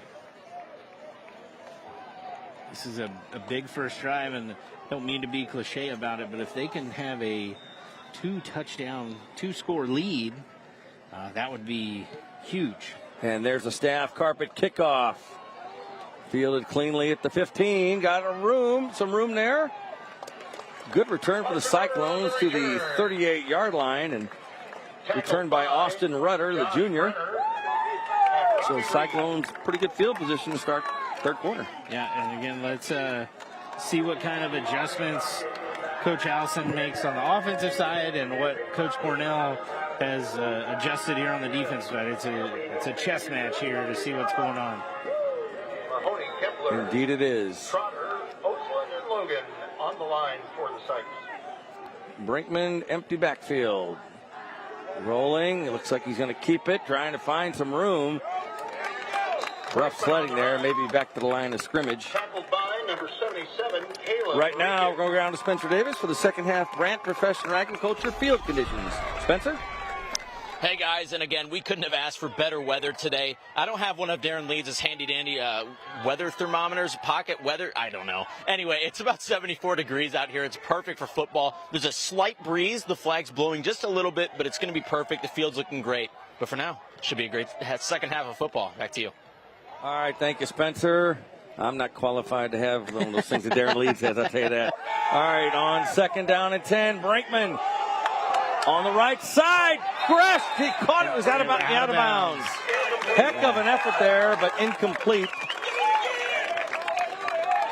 Yeah, great job. Just pretty darn good pass, just a little bit too much. Yeah, and great throw by Brinkman. He had some pressure in his face, too, to deliver that. You know, Gresh leaks out of the backfield. He took a hit as he threw, and yet came down just out of bounds. Need 1 foot in high school football, didn't have that. Third down and 10. What I've noticed here is Cyclone. Quincy Notre Dame is playing straight man-to-man on the receivers on the outside, so they're putting more guys near the line of scrimmage to slow down this run game. Brinkman looks to throw again. Has time from the 30, rolling back. He's hard to catch. He's trying to find somebody. He's going to keep it as he keeps it. Still on his feet. Hard to bring down. He does get across. Half-yard short. A heck of an effort to get across midfield for Brinkman. He ran a long way, but still got some positive yards. He's just tough to get. Yeah, and that's something that Quincy Notre Dame's going to have to be cognizant of moving forward in this football game. Him extended plays. Didn't get a great spot there, so he's about 2 yards short where I thought he was a little bit closer. 4th and 2 for the Cyclones. Opening drive of the third quarter.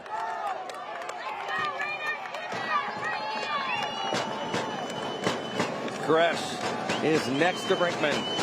On 4th down, Brinkman gives it to Gresh. He's got the first down, I think. Yes. It's going to be close. Where Quincy he's Notre Dame running says in. no. Where he's... Did I speak too soon? Maybe I did. Nope, they're going to say a first down. The Brant Professional Agriculture first down here. We have the advantage of replay. Right there was enough to give him. Thought we might get our first measurement of the year, but nope, they thought he had enough to get a first down. And that's a Brant Professional Agriculture first down with 9:50 to go here in the third. From the 49, their own 49, Gresh trying to find some blockers. Gets to the in Raider territory to the 46-yard line. Pick up a 5. Yeah, so what they're doing defensively for Quincy Notre Dame is by going man-to-man on all these receivers, it's going to allow some linebackers to crowd this line of scrimmage and make it tough for Brinkman and Gresh. 2nd and 5. Brinkman fires left. Complete, but Raiders read that very, very well. Alex Martin with the reception for the Cyclones. And Gavin Dolman, take a look at this replay. What an effort here by Dolman. Fights off a blocker with just his bare hands and then comes up and makes a tackle. Unbelievable effort there by Dolman. He was outnumbered out there. Quincy Notre Dame only had one guy to cover 2. They're lucky that Dolman made such a great play. 3rd and 4 for SHG. Gresh, right side, got a hole. What a run there, and that's going to be a first down, a Brant Professor Agriculture first down. Looks like Coach Allison wants to maybe slow this game down a little bit and get a little ball control. A good run there by Gresh to put his head down and get a first down. 1st and 10 SHG from the Raider 37-yard line.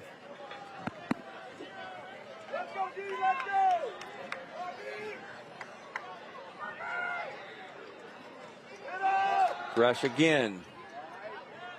Gresh squirts forward. Some tough yards, but he's going the right way. So, what I really like about Mikey Gresh is he's always falling forward with contact. He has not came backwards or even to the side. He is always forward, so that's given them a yard, half yard on each run that they're bringing him down. Gresh goes out, gets a breather. Juwan Davis in for the Cyclones on 2nd down. From the QND 33, Brinkman gives to Davis. Look at that hole! Big guy goes to the 25-yard line, and that's a Brant Professor Agriculture first down. Juwan Davis. Just a big body who came through there like he was shot out of a cannon, but that's enough for a first down. You try to bring him down, 5'10", 210 pounds. He's rock solid. I'm okay. You stay right here. I'm okay. Me too. Here. Me too. 1st and 10, SHG. They have slowed it down a bit. From the 26. Brinkman fires it. Close receiver by him. Almost picked off. How about that? Brinkman's pass was intended for Drew Defender Ward. right there. Drew Ward, the intended receiver. Yeah, Robbie Reed, broken up corner. He had that ball in his hands. Again, great throw, but Reed played perfect cornerback position, pushed Ward almost out of bounds where it would have been illegal touching, but was all over him right there. That's not an easy thing to do in man-to-man defense. No, and Reed is 6'5", by the way. If you notice those long arms, the extension there, he almost had it for QND. But still SHG ball on the 26. On 2nd and 10. There's the handoff to Davis, left side. Juwan Davis on the run. Powers his way for a few yards.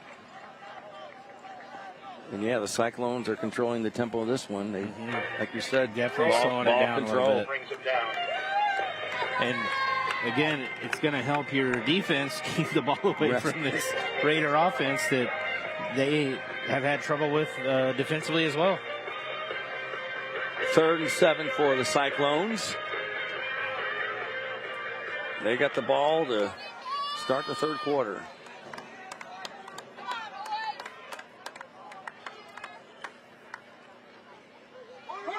Quarterback Brinkman keeps it.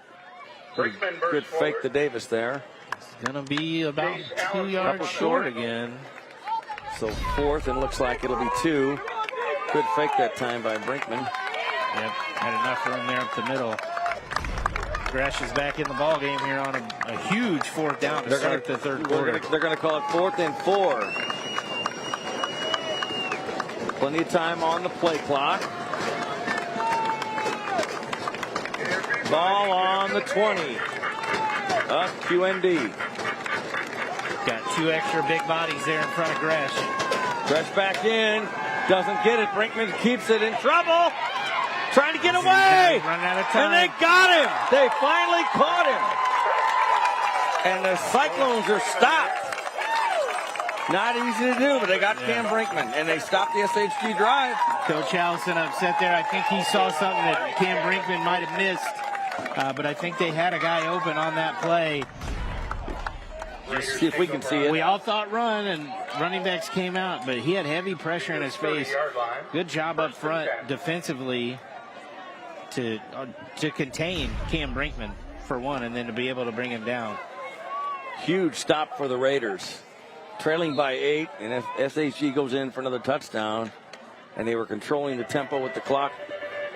Shoot, they used how much time on that? 5:36 left in the third quarter. They ate a lot of time up. Cyclones did. So Quincy Notre Dame ball from their own 30. There's the handoff to Triplett. Cyclones get him at the 32-yard line. Oliver Triplett on the run. Not much room there. Brought down by Wyatt. Again, good contained. Triplett trying to find some open space to the outside, but snuck his head there forward for 2 yards. Sophomore Wyatt Coffin with a stop there. So 2nd and 8 here in the third.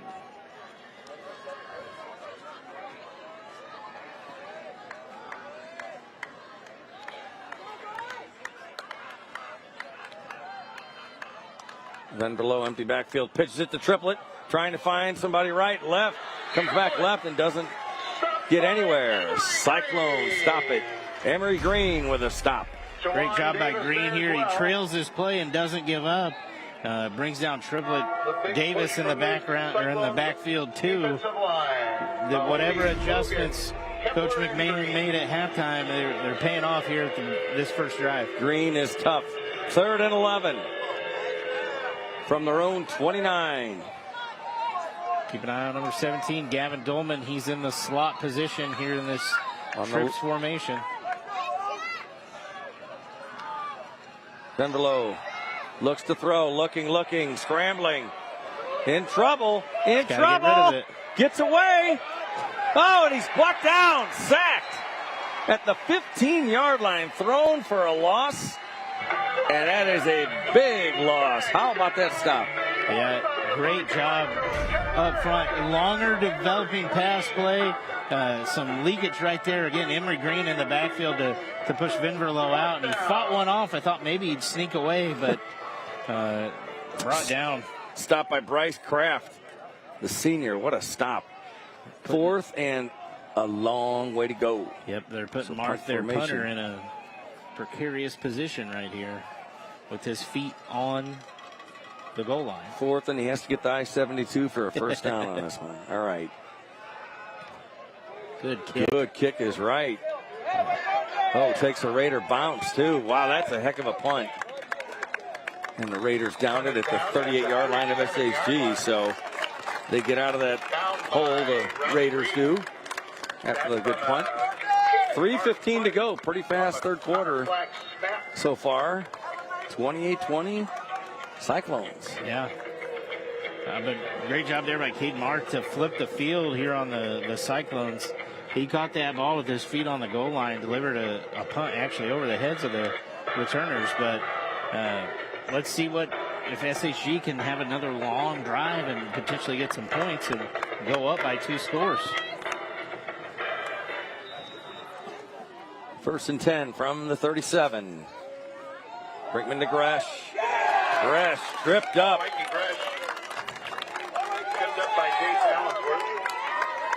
Allensworth there with the submarine tackle. He came out of nowhere. I didn't even see him. I didn't either.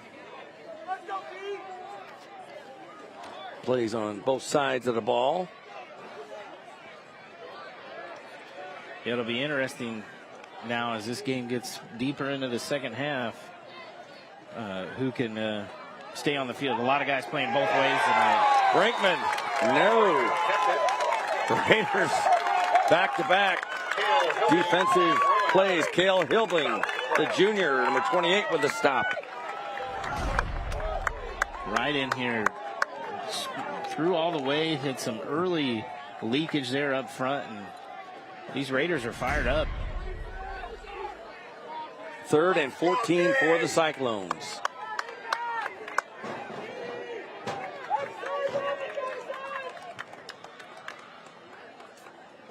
Brinkman Looks. Screen. He's got Ward at the 30. Stop right away. How about that one? Great job. Rodney Reed again, 6'5" senior. And let's go down to Spencer Davis for the sideline report, the Gruning Health and Well sideline report. Spencer? Hey guys, and that quarter flew by. I mean, we've got 1:45 left in the third, and it's still ticking. And a lot of that's due to the way that these offenses are operating. We saw a lot of pass plays in that first half, but now these guys are sticking with the short passes. And if they're not passing the ball short, they're running it. So that clock is just going to keep moving. It really benefits the team in front. QND is going to need to respond here very quickly. Guys, back to you. All right, punt formation for the Cyclones, 4th and 16.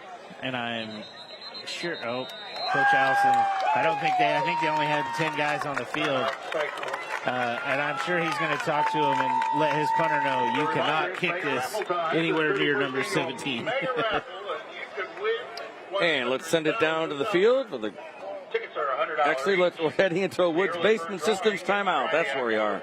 A timeout. Your home is where you feel happy, safe, and secure. With foundation problems, worrying is natural. Fixing it is crucial. Call Woods, the all things basementy experts, and fix it forever.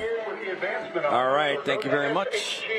4th and 16, 1:18 to go in the third, and we're in a Woods Basement Systems timeout. Both teams catch their breath. A lot of strategy in this second half here. Yeah. Early going. You know, half times for adjustments. You've got two really good coaching staffs littered with guys who could be head coaches at probably other schools. So, you know, they get together and they're going to make some kind of adjustments. Now, as you get into this fourth quarter, you got to make those adjustments on the fly and see what you can dial up. SHG has to be careful here. You cannot punt this ball to Gavin Dolman. I'd say kick it out of Sangamon County if you could. Just boot this into the trees, Drew Ward. Ward standing at his own 18-yard line. Dolman, the lone. Looks like Quincy Notre Dame might actually be coming after him. Let's see. Good punt and out of bounds. The Raiders will have good field position. Well, there's no way Dolman could have turned that one obviously out of bounds, but Ward looks like he's limping a little bit after that punt. Yeah, keep an eye on him. He caught that last screen pass, and I think he took a weird fall, so hopefully Drew Ward's okay. I know he's a pretty important part to these Cyclones. So Quincy Notre Dame gets the ball back. 1:12 to go in the third. They trail by 8. It's just a one-score game. Raider faithful on their feet. Let's see what the Raiders do here. Dolman, the lone receiver left. Enverlo fires it right. Complete. Good stop there by the Cyclones at the 42-yard line. Allensworth, Chase Allensworth with a catch. Cyclones made a good stop. Coffin once again with a stop. Yeah, just swinging it out to Allensworth. Good little ankle tackle there that brought him down. That was a 3-yard gain. Could have been a much bigger gain. Injured Raider on the field. Right now, we're going to take a look at the Smart Local 218 fan cam. Smart Local 218 fan cam. We're going to check out some of the fans. Some of them are kind of taking a break, taking it easy. It's an exhausting first half. There you go. Hey, you're on camera. Wave. There you go. Yeah. Good crowd on hand here. Both sides. There you look at some of the Cyclone sidelines. Smart Local 218 fan cam. And it looks like it might be a cramp for the Raider who's down. 28-20 Cyclones.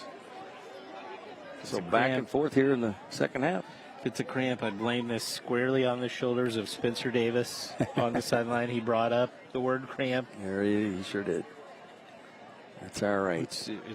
It's almost Harry Potter-esque. We just can't say the word, speak its name, or it happens. 2nd and 7. But it's been unusually warm this late into September. It really has. But we don't need it right now, but another hour from now, let it go ahead and rain. We need some rain. A lot of areas in Illinois need rain. It's been a dry stretch. Yeah. My yard's like concrete. Even back here on the hill at the grass it's pretty brown back behind the end zone. Tonight at 10:15 on ABC. Join us for the Friday Night Showdown recap. Scores and highlights from all the important games here in Central Illinois. That's tonight at 10:15 on News Channel 20. And Raiders player is it's Chase Allensworth who made the catch, so hopefully he's okay. There you see him, number 3. He's one of their top players, so hopefully he's okay. All right, 2nd and 7 for Quincy Notre Dame from their 44-yard line. Fakes the triplet. Verbalou in trouble. Gets away from it. Falls down. No. Picked off by the Cyclones. Wyatt Coffin called his name a lot. The sophomore. The INT. How about that? Just an unfortunate throw there by Verbalou. He was going down, and that he didn't get enough on that football to get it out out past the sideline, but just slips right there and goes right to Coffin. Got away from the first Cyclone, but like you said, just couldn't get enough on it. So 28-20 SHG on the turnover here. Cyclones get the ball on the interception. 1st and 10 SHG from the 36 of QND. Fakes to Gresh. Brinkman keeps it. Got a hole. Still going. How about that? It's time winding down here in the 3rd quarter. Big pickup on that one. Yeah, I think this see if they give him just a little ball on the 28, looks like. So 2nd and a couple, and the Cyclones are going to let the time run out here in the 3rd quarter, I believe. Yes, they do. So, all right, we're going to take a timeout as well. 28-20 SHG over QND. Back with the 4th quarter. You're watching SEFQ Friday Night Showdown on CW23. Back with more in a minute. Welcome back to SEFQ Friday Night Showdown, presented by Bob Riding's Family Dealerships. I'm Paul Waffle, right here along with Adam Anderson. All right, and Spencer Davis and the entire SEFQ Friday Night Showdown crew. Opening play of the 4th quarter, Mikey Gresh to the 25-yard line of QND, and that's a Brand Professional Agriculture first down. 28-20, and Cyclones got the ball after the interception by Coffin. Yeah, gave him just enough there for the first down. So the Cyclones are driving here. Let's see if they can get some points on the board and extend this lead. We had 48 points in the first half, had 0 here in the 3rd quarter. So 1st and 10 Cyclones.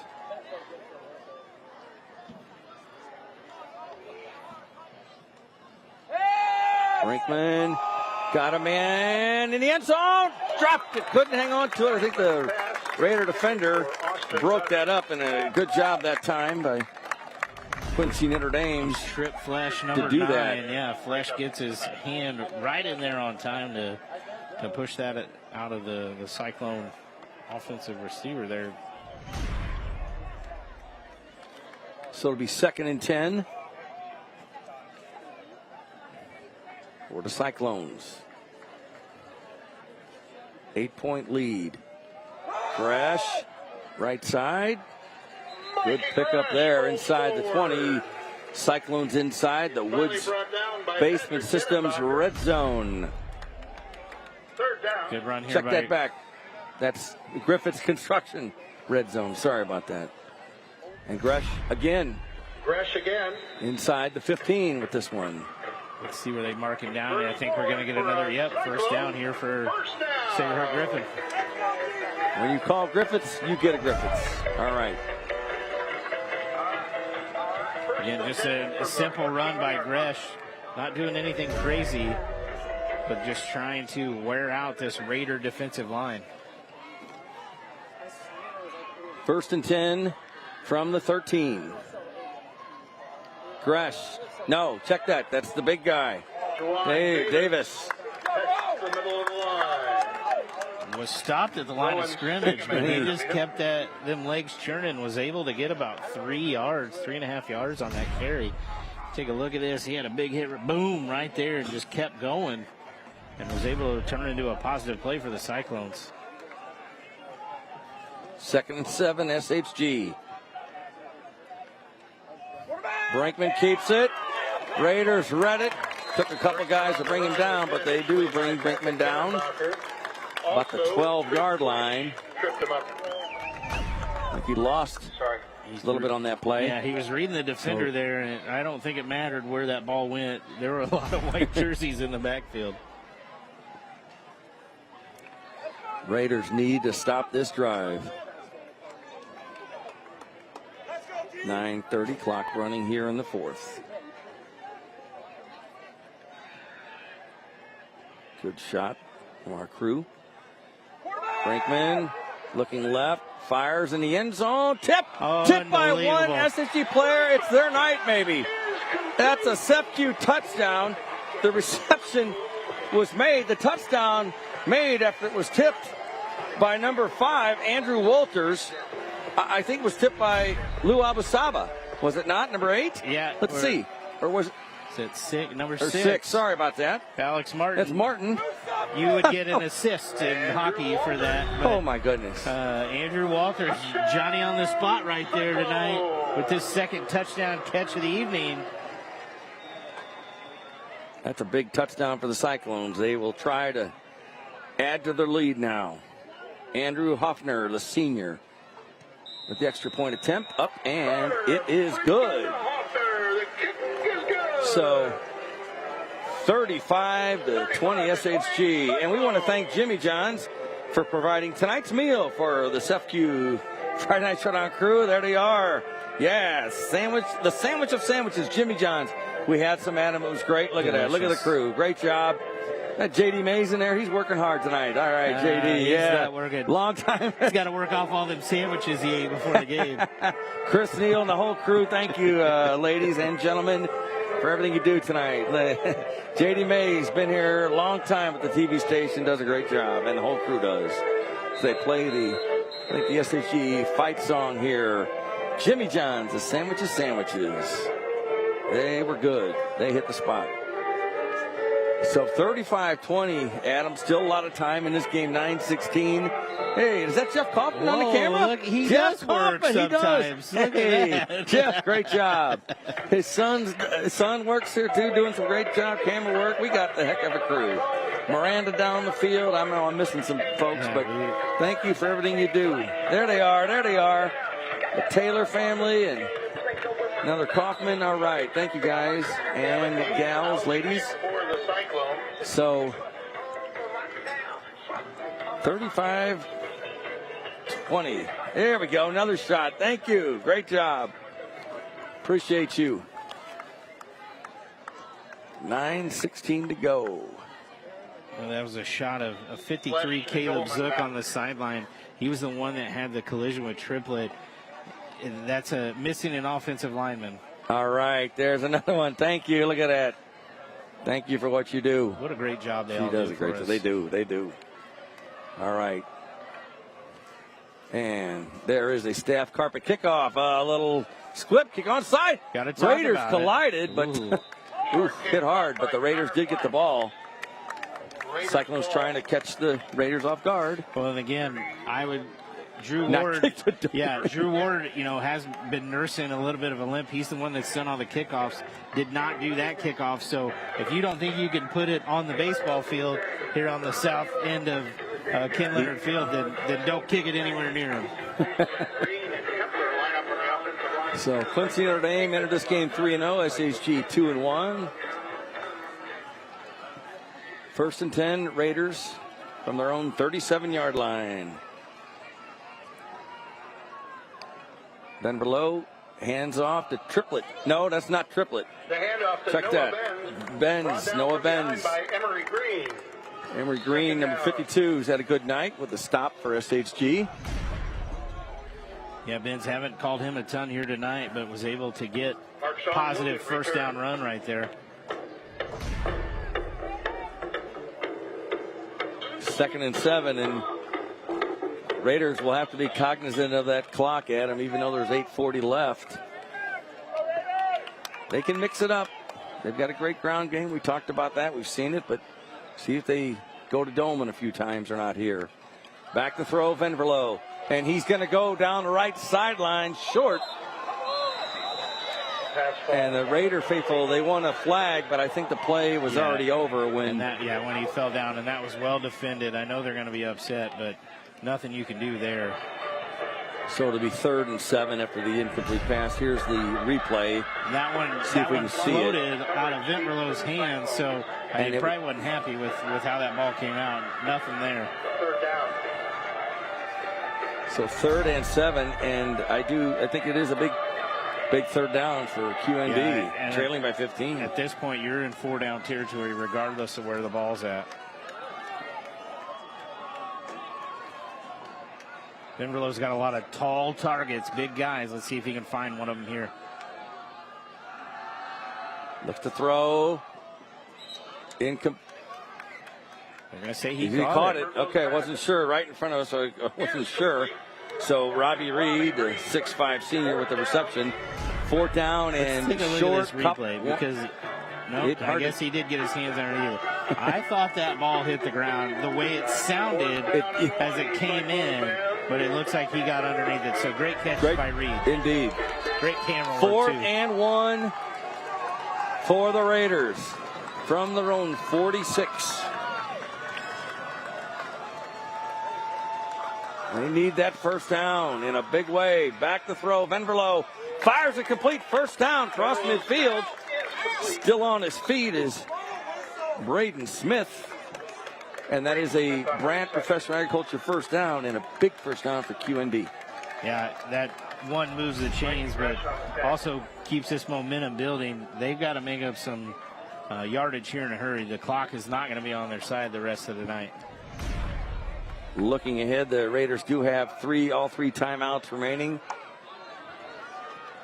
1st and 10 from the SHG 47. Give to Benz. Nothing doing there for Cyclones.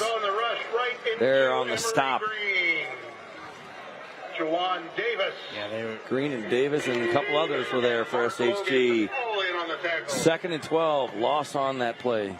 Yeah, wasn't a whole lot of room there for Benz to do anything. You got a Riverton score for us? Yeah, the game we talked about in our pregame show, Riverton, New Berlin. And Berlin's up 32-8 on the Hawks. Thought that game would be a lot tighter than that. 2nd and 12 Raiders. There's to give to Benz again. Gets to the 47. Gain of a couple. Going to be 3rd and long. Yeah, there's some movement around in the linebacker position at SHE. I thought they might have caught him off guard, but great job up front to fight off some blocks and not let Benz get going. 3rd and 9 from the 46 for the Raiders. They trail 35-20.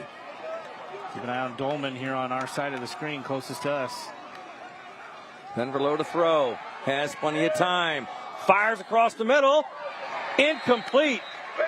Center receiver was Dolman and broken up by number 23, Mikey Gresh. A good defensive play there. Great defensive play by Mikey Gresh because Dolman had an inside step on him.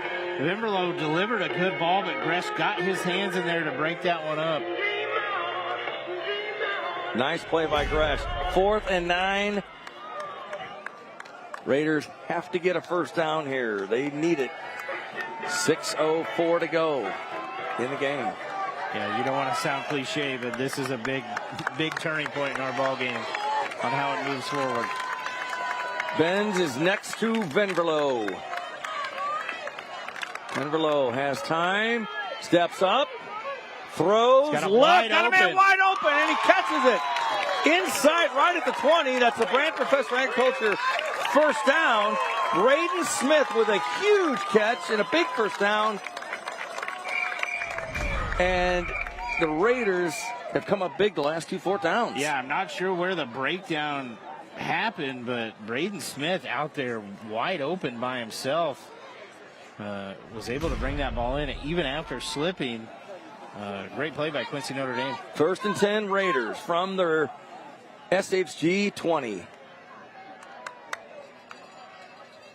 There's the give to Bez. Gets a few.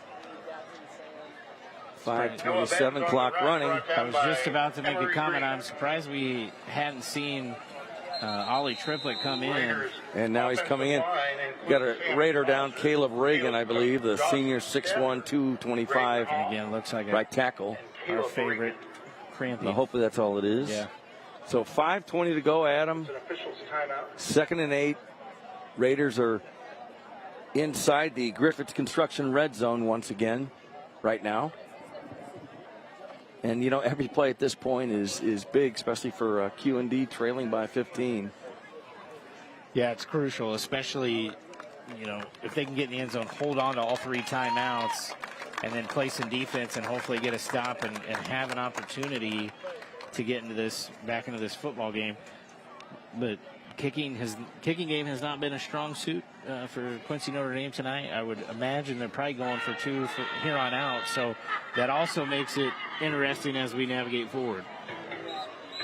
Of course, stay with us after the game. Long way to go, but we'll have the SEPQ Friday Night Showdown trophy and the player of the game.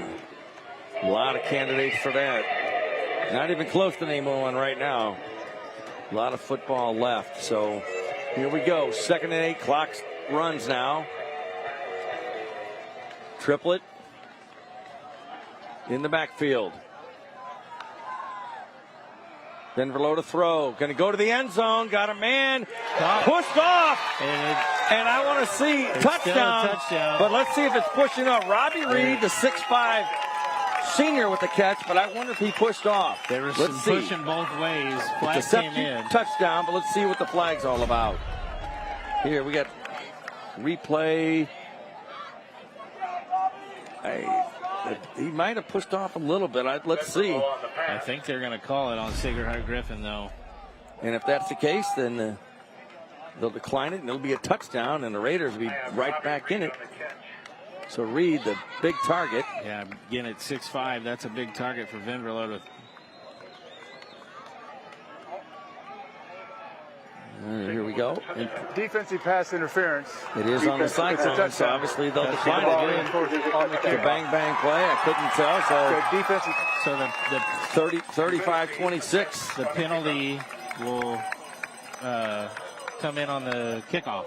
So that's helps Q&D as well. They need this 2-point conversion. Triplett in the backfield, trying to make it a 7-point game. Venverlo goes to the Dolman, and that wasn't even near. Not a great throw that time. Maybe a little miscommunication, but so now you're down 9 with 5 minutes to go. And that, for everyone at home, is huge. You're down 9, so it is still a 2-score ball game.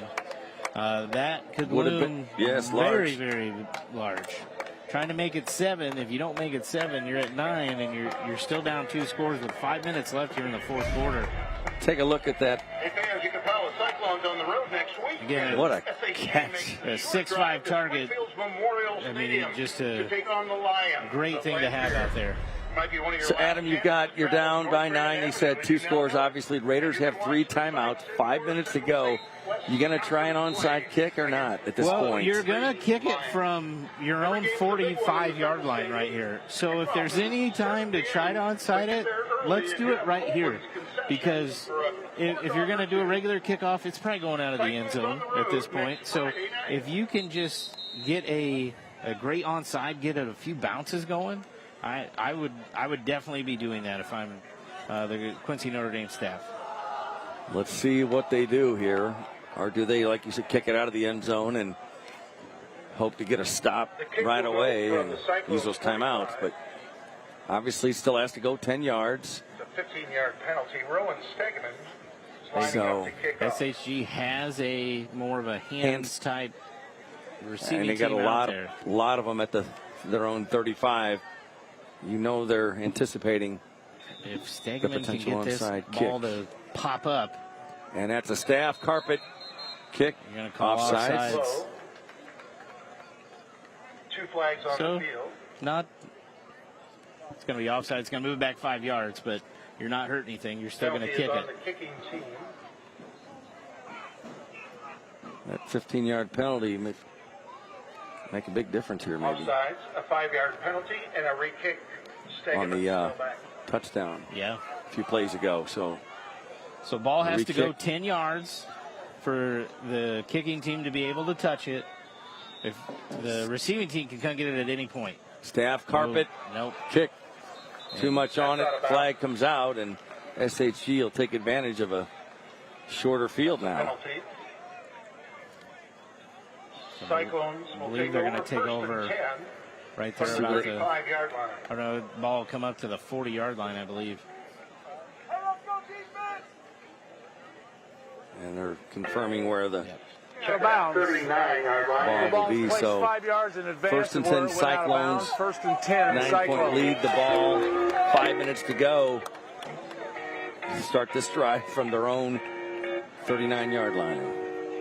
Interesting game, hasn't it? Been It an has interesting been game. the play at the end of the first half, and you're talking about a 2-point ball game right now. So if the score holds up to what it is, Quincy Notre Dame's really going to be thinking about what if. So we'll see what happens here. Raiders need a turnover. Mikey Gresh in the backfield. They need a 3 and out. Gresh. There's a good stop for the Raiders. That's what the Raiders needed. Waiting on timeouts. If they can, and obviously SHG is not going to be in a hurry here, but like you said, maybe the Raiders will save those timeouts for as long as they can.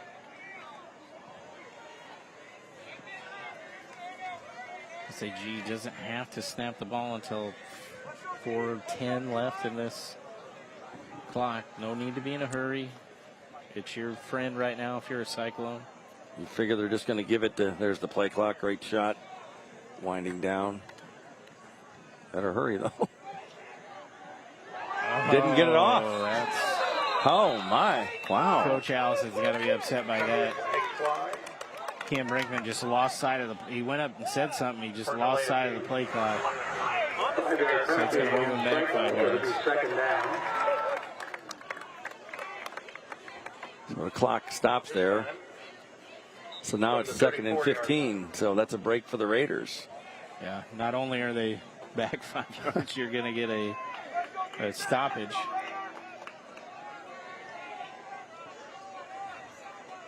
So 2nd and 15 for the Cyclones.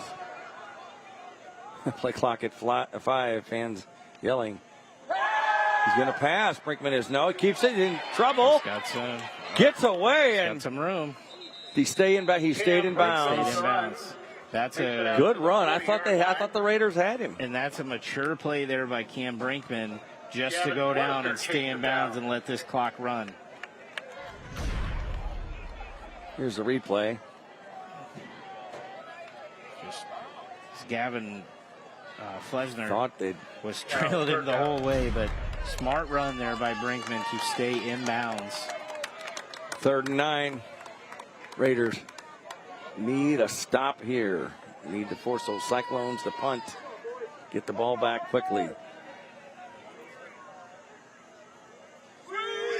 There's the pitch to Gresh. Wide on 3rd and 9. He's going to be don't about think a he yard got it. short. Yeah. Stop short of the first down. A couple of Raiders may have collided. Dolman, one of them.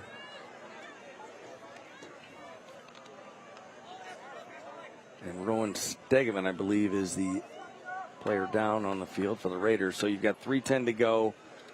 4th and 1, Adam. You're SHG. You're going to punt. You're going to go for it. I think you have to punt here. Again, don't kick it anywhere near Gavin Dolman back there. But I think if you're going to potentially let QND have the football, I would much rather have them take it at about the 20, 10, 15-yard line than at midfield. Yeah, 3-10, three timeouts. Raiders have their work cut out for themselves, but see after the stoppage, and this gives SAC time to talk about what they want to do. Or do you throw a long count and try to draw the Raiders off sides? We will see. Another interesting play in this ball game tonight. And with, Drew Ward, the punter, being banged up, do you chance having a backup punter out there to maybe kick? Because if SHG gets a first down here, it's QND fans are going to be up against it. You're running out of time. Even with 3 timeouts, you'd need another stop, but it's a 2-score ball game. So 3:10 to go. 4th and 1 when play resumes. And see the SHG, some of the fans, different outfits tonight. Yeah. Rodeo. So we've certainly seen a lot of offense and big plays, and all right. Great to see that. Stegman back on his feet. 6'2", 225. He's a sophomore. Walking gingerly.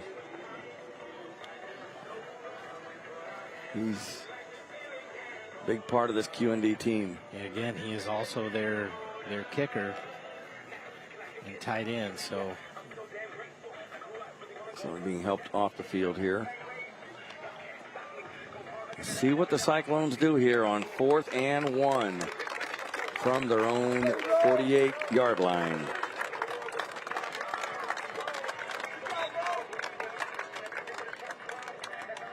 And the Raiders do take a timeout right here.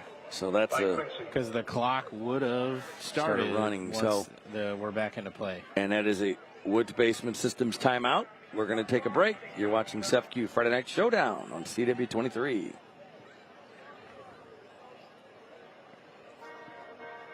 Welcome back to SEFQ Friday Night Showdown, presented by Bob Riding's family of dealerships. Paul Wapple, Adam Anderson, Spencer Davis. Here we go, 4th and 1. SHG looks like they're going to go for it. Let's see if they go for it or try to draw them up. They're going for it. Gresh gets the first time more. He's going to break it all the way. He's going to go to the end zone.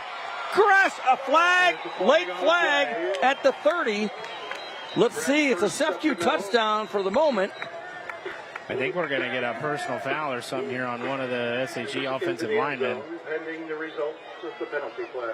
Flag came out late. Gresh was almost in the end zone. It was after the play. He's at the 32-yard line.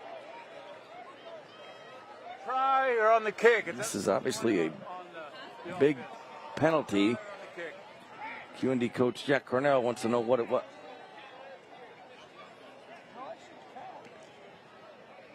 So, Adam, if it's after on the offense, penalty be placed on the kickoff. So the touchdown is good. Just on the kickoff, which means it's a touchdown. So, how about that on 4th and 1? Gresh busted. You're going 50 yards. Look at this. There at the end, and you got to bring him down, and he turned on the extra jets there, got into the end zone, and maybe shut the door on a Quincy Notre Dame comeback, but we still got 3:01 left to play, Paul. Gavin Hayes attempts the extra point. It is up and it is good. 42-26 with 3:01 to go. What a play. 4th and 1. Well, they obviously made the best move by not punting, right? So, wow. I mean, great job by Coach Allison to challenge his guys that, we need a yard. And not only do they get a yard, they get 6 points. Great run by Mikey Gresh. Almost got tripped up there in the backfield. And when everybody's at the line of scrimmage, if you can clear that first level, there's a lot of open room back there. 42-26. On the other side of Central State 8, Rochester up 35-21 on Chatham Glenwood. That one's still early in the fourth quarter. They had 8 or 9 minutes left to play. Congratulations, by the way, congratulations to Colton Knadler, the all-time leading passer. Glenwood passes Luke Lanen. pretty darn player. Yeah, he's pretty good himself. His brother Blake is a great player for Glenwood. So another, I guess you could call it upset, but Athens beat Stanford Olympia tonight. So Athens now 3-1 on the year. After being 2-7 last year, Olympia will move to 2-2. 3-1. They're also 3-1. Yeah, Stanford Olympia was undefeated. Yeah, right? they're 3-1. Yep. So the Sangamo Conference just wow. Athens might be back. You knew that was only going to be an off year there for Coach Knox and the Warriors. So 3:01 to go. So Cyclones kicking off from their own 25. Drew Ward's back out there kicking because of the penalty. Yeah. So, and Ward is pretty hard kick. Better pick it up. Oh, no. boy. Oh, boy. He gets it at the 2 after bobbling it. Still on his feet, but not. Wow. Oh, tough break for the Raiders.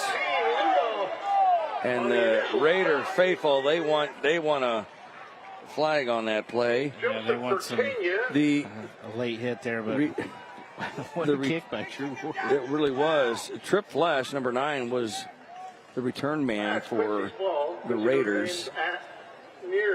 That ball came at him 100 miles an hour, and it almost rolled out of bounds at the 2-yard line. He was lucky to still field that and get it up to the 10, but let's see what John Vinverlow and this Raider offense can do, and they're going to have to do it in a hurry.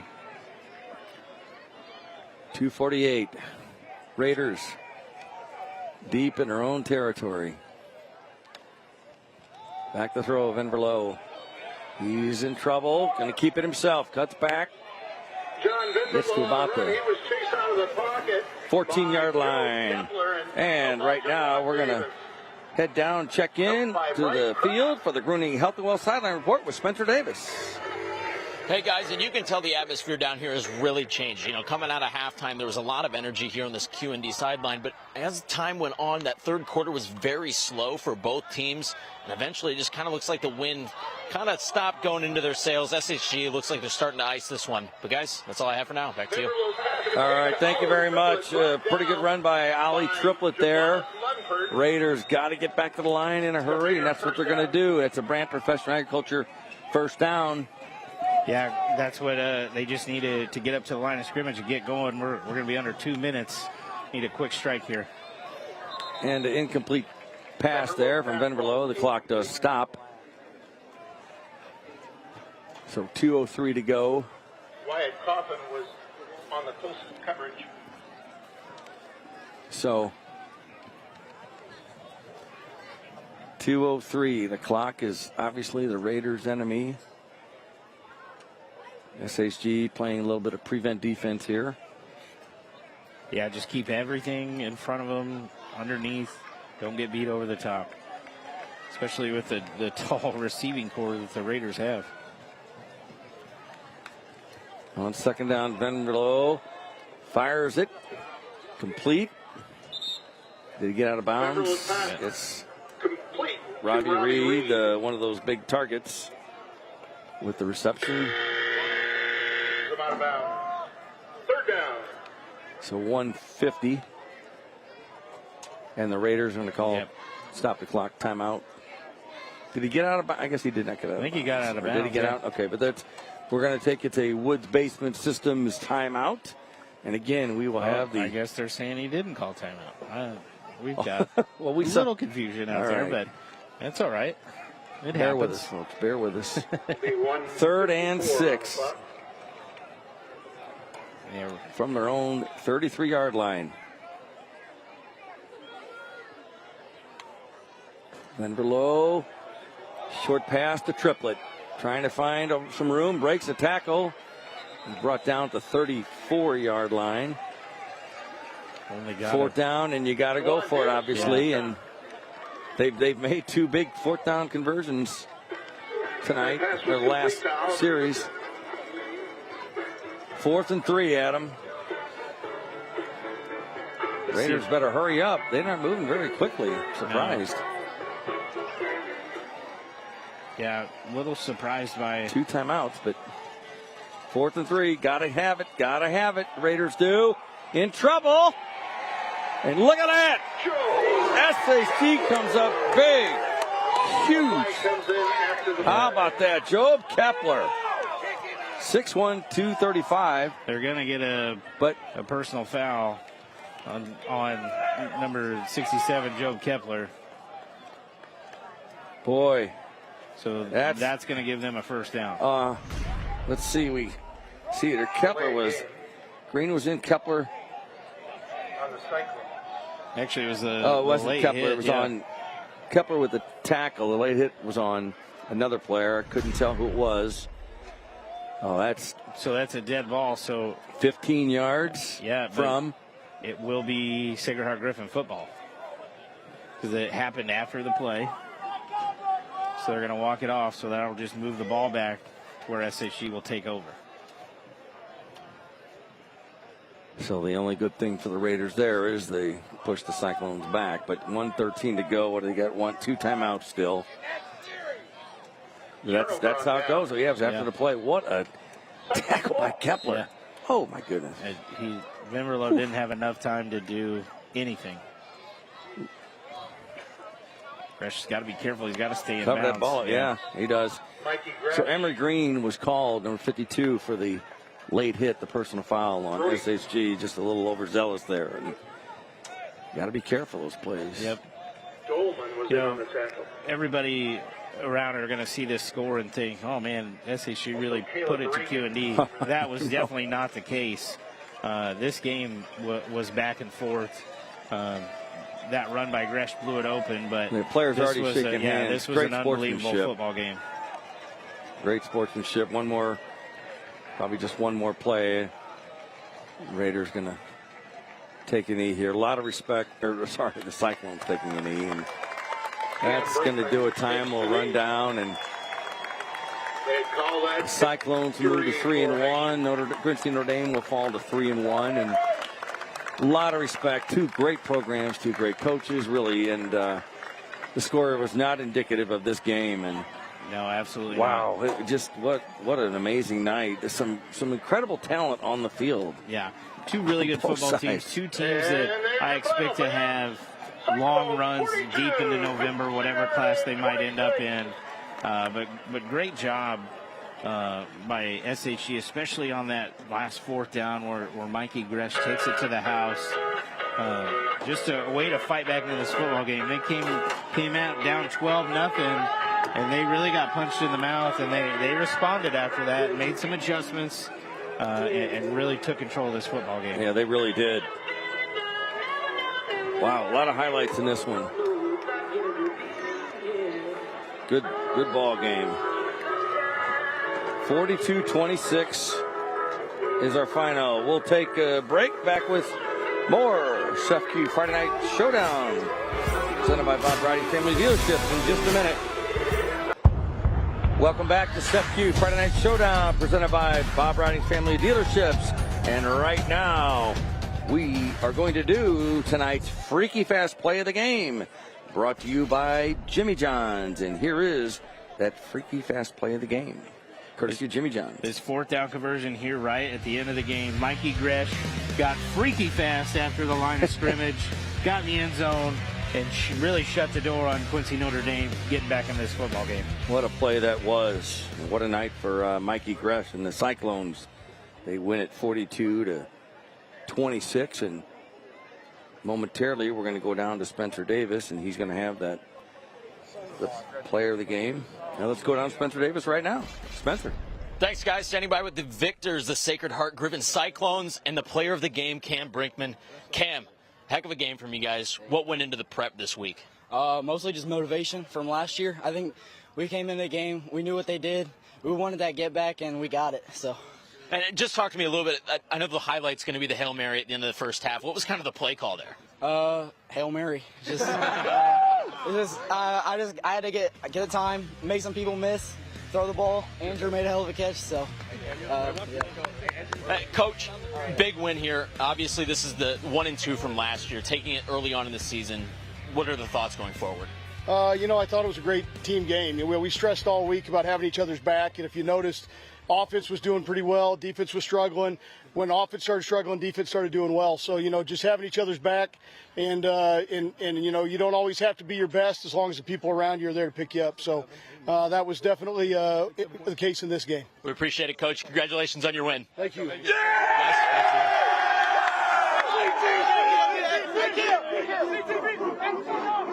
To our Orthopedic Center of Illinois player of the game, Cam Brinkman, well-deserved. Great job. And we also want to congratulate SHG for getting the SEFQ Friday Night Showdown Champions Trophy. All right. That's it from here. Next week, SEFQ Friday Night Showdown presented by Bob Riding's Family Dealership brings you Week 5. We'll be back here in Springfield as the Southeast Spartans take on the Jacksonville Crimsons. That's next Friday night right here on CW23. I'm Paul Wapple, Adam Anderson, Spencer Davis, and the SEFQ Friday Night Rivals crew. Adam, it was a lot of fun. Once again, another great game. Another great game. We've had 3 of them here so far. Expect a big one next week. And go Illini.